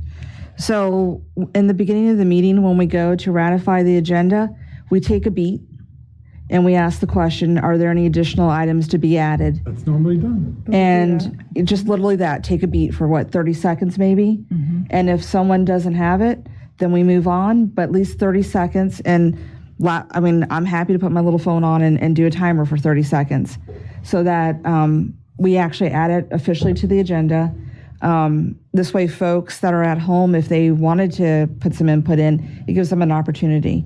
That's probably the simplest solution. I think Darrell's point was that if something is not on the agenda that is put up on the website, that we should not address it. And it doesn't work that way because very often an issue will come up that must be addressed and it's placed on the agenda at the last minute after it's been loaded to the website, sometimes 15 minutes prior to the meeting. Is that not correct, City Attorney? We don't unload it then? I want to clarify a couple things here. So you have a general policy, which is you want to be open and you want people to be able to participate. That is a good policy. However, a vote taken on the matter that's not on the agenda is still a valid vote. It's not an invalid vote just because it wasn't on the pre-printed agenda. The governing body can amend the agenda. The exception is on a special meeting, it has to be a unanimous vote in order to add something to it. And the idea is not necessarily that the public is able to come and speak, although that's a good bad thing, because oftentimes the public is not speaking on a matter that's on the agenda, except maybe it's at public comment time. Okay, the idea is to make sure that a governing body member is not improperly excluded from a vote, okay, or from a matter. So, if somebody happens to not be at the meeting and you guys all decide you want to take a snap vote, improper but not necessarily illegal as long as you have quorum. So I understand your point, and it's a valid point, that maybe you shouldn't get in the habit of doing that, but it doesn't invalidate the vote itself. No, we're really saying that. But your point was we had to amend the agenda, which we did not do. And that's my point. Well, we this never here, though, wasn't technically a vote, was it? amended. No, it was not. Made. It was just not a vote. clarification. So typically what happens, when I think the mayor was discussing, is an item will come up in discussion, and it's an important item, and it was something that probably should have been on the agenda, but wasn't, and it's you know, a timely matter that needs to be addressed right away. A motion is made, seconded, and then it's voted on. If it's, you know, if it doesn't get a second, it dies for lack of a second, or you can always vote against it and say, well, I'm not gonna, you know, I'm voting against this because I think it's improper. It should be brought before a regular meeting as part of the printed out agenda so that the public can participate. I mean, there's any number of ways to do it, but it doesn't invalidate it if the vote is actually taken. Yeah, this was a discussion of reconsideration. Well, but it was called reconsideration. I almost got up here to say something about that. Oh, okay, because it was not technically a motion of reconsideration. No, it wasn't. Right. And because reconsideration, for those of you who don't know, is actually a very specific term, and it has to be done at the very next meeting of the governing body. By the person who won. Somebody in the majority of the previous vote. Correct. So we never actually took a vote on this. It was just a consensus. There was never actually a formal vote. It was just direction given to the city manager on whether or not you wanted to do something. So yeah, the question was, should the city manager change his policy, or should the governing body actually adopt an ordinance to go ahead and change the official policy of how we deal with this? And I think everybody's, you know, the majority said, no, we're not gonna pursue that. So it kind of died, and nothing further happened with that. And I think that was the question, was whether or not that direction that was given to the city manager should be addressed. And yes, the word reconsider was used. It was improperly used because it's not technically a motion to reconsider. So I know there was a lot of confusion, and I understand your angst. And maybe that's a good discussion item on how these things go in the future, maybe a little bit more formally instead of the informal process that we have. And maybe someone with your experience is good to come and kind of point out some of the ways that other jurisdictions do it to kind of keep consistency. But it's not an invalid vote if it's taken, like I said, with a motion and a second and a proper vote. You can't amend the agenda on the spot like that. Oh, absolutely. And like you said, it was not a reconsideration. And although I used the word reconsider, I couldn't think of another synonym for the word reconsider. Right. So I think there's a lot of miscommunication going on here. So hopefully this is not something that becomes a problem. But yes, we follow process, but we do need a certain amount of flexibility. Okay. I also think, so I think, correct me if I'm wrong, but me answering questions during the manager report, it's not really governing body action, right? So I don't think that requires an agenda item. It would simply just be providing clarification to our public who came out. You know, we want to, you know, part of our values is that, when we hear from our residents as well, and we're not technically a small town, but a lot of our residents like being here because they say it has that small town feel of being welcoming and everything like that. So when residents do come out, if I can, I would love to be able to answer questions, but without taking specific actions. If that's what the governing body, if they're okay. Yes. That's helpful. Yes. Well, I think we can't allow ourselves to get too rigid. I mean, process, yes, but rigidity, no. And I will point out, typically we don't answer questions from the public that come up and make comments like that. It's really the discretion of the chair, who happens to be the mayor, on whether or not those questions are answered. The city manager can request, you know, is it okay to answer those questions as happened tonight? And it's appropriate as well. You know, or the mayor can say, hey, city manager, do you have the answers? And I say, yeah, I do. But it's just answers. It's not, there's no action being taken. It's just providing clarification. If there's something that, so like the legal part of that, I was not comfortable with giving the full answers because that requires things coming back to you all for future decisions. So I'm always gonna be careful in exactly what I'm saying to not set up kind of a policy decision, just more clarify what staff is doing on our level without, you know, official governing body, or, you know, reminding people prior governing body actions like the budget amendment that funding was part of the budget amendment. So I'll keep trying to do my best not to discuss kind of future policy decisions when I'm answering the question. Okay, continue, please. Great. So the only other thing I had for the manager report is that this Thursday evening, there's a kind of virtual town hall on the vaccine. Our health director, Dr. Ansher, will be there, and another doctor will be there as well, who I believe speaks Spanish. Is that correct? Yeah. So I've been asked to moderate the event since I speak both languages as well. So I think we already shared that on our social media. It's just to help inform the public about the vaccination. They'll be answering questions. I'll be posing to them based off the list that we received from residents throughout this region, principally in Manassas and Manassas Park, to both panelists, in trying to just provide more information to help keep, the good thing is you see some national polling where the angst over the vaccine is starting to go down, at least for different groups, and we want to keep that going. We know that the logistics still hasn't caught up, but we still want to be proactive in getting more and more people committed to, yes, when it is my turn, or I want to do this, I want to sign up, and get people feeling more comfortable, because there's certainly some angst out there in the community about the vaccine. So we just want to provide the medical kind of expertise on the vaccine itself and try to encourage community. So I'll be moderating that. So I just want to inform you that if you watch that, or if you hear comments that I was involved in an event, if you don't want me to moderate that, please let me know right now, and I'll tell them not that I won't be available. No, that's a wonderful thing that you're doing. It's wonderful. Thank you. And that's all I have for the manager report. Okay. Dean, do you want to read us into closed session? Madam Mayor, I have one item I'd like to discuss during manager report. Oh, yes. Go ahead. If Lazo is still up there. The question was, I guess, emailed to you about those townhouses being developed. So a couple of individuals reached out and asking for an update and what the plan looks like in regards to parking. If these townhouses have garages or driveways. Are you able to send what like some type of plan update via email or next governing body meeting on that specific development? Yeah, I was checking to see if Calvin was on. He's not, so, or at least I don't see him on there. But yeah, I prefer if we can follow up with an email, getting the latest plans that Calvin's office would have on that development. Yeah, that works. Thank you. Mm-hmm. Okay. Thank you. Ready? Ready. Okay, I recommend the governing body go into closed meeting to discuss 3 prospective businesses where no previous announcement has been made of the business's interest in locating in the city, pursuant to paragraph 5 of subsection 2.2-3711A of the Code of Virginia. Okay. Do we have a motion?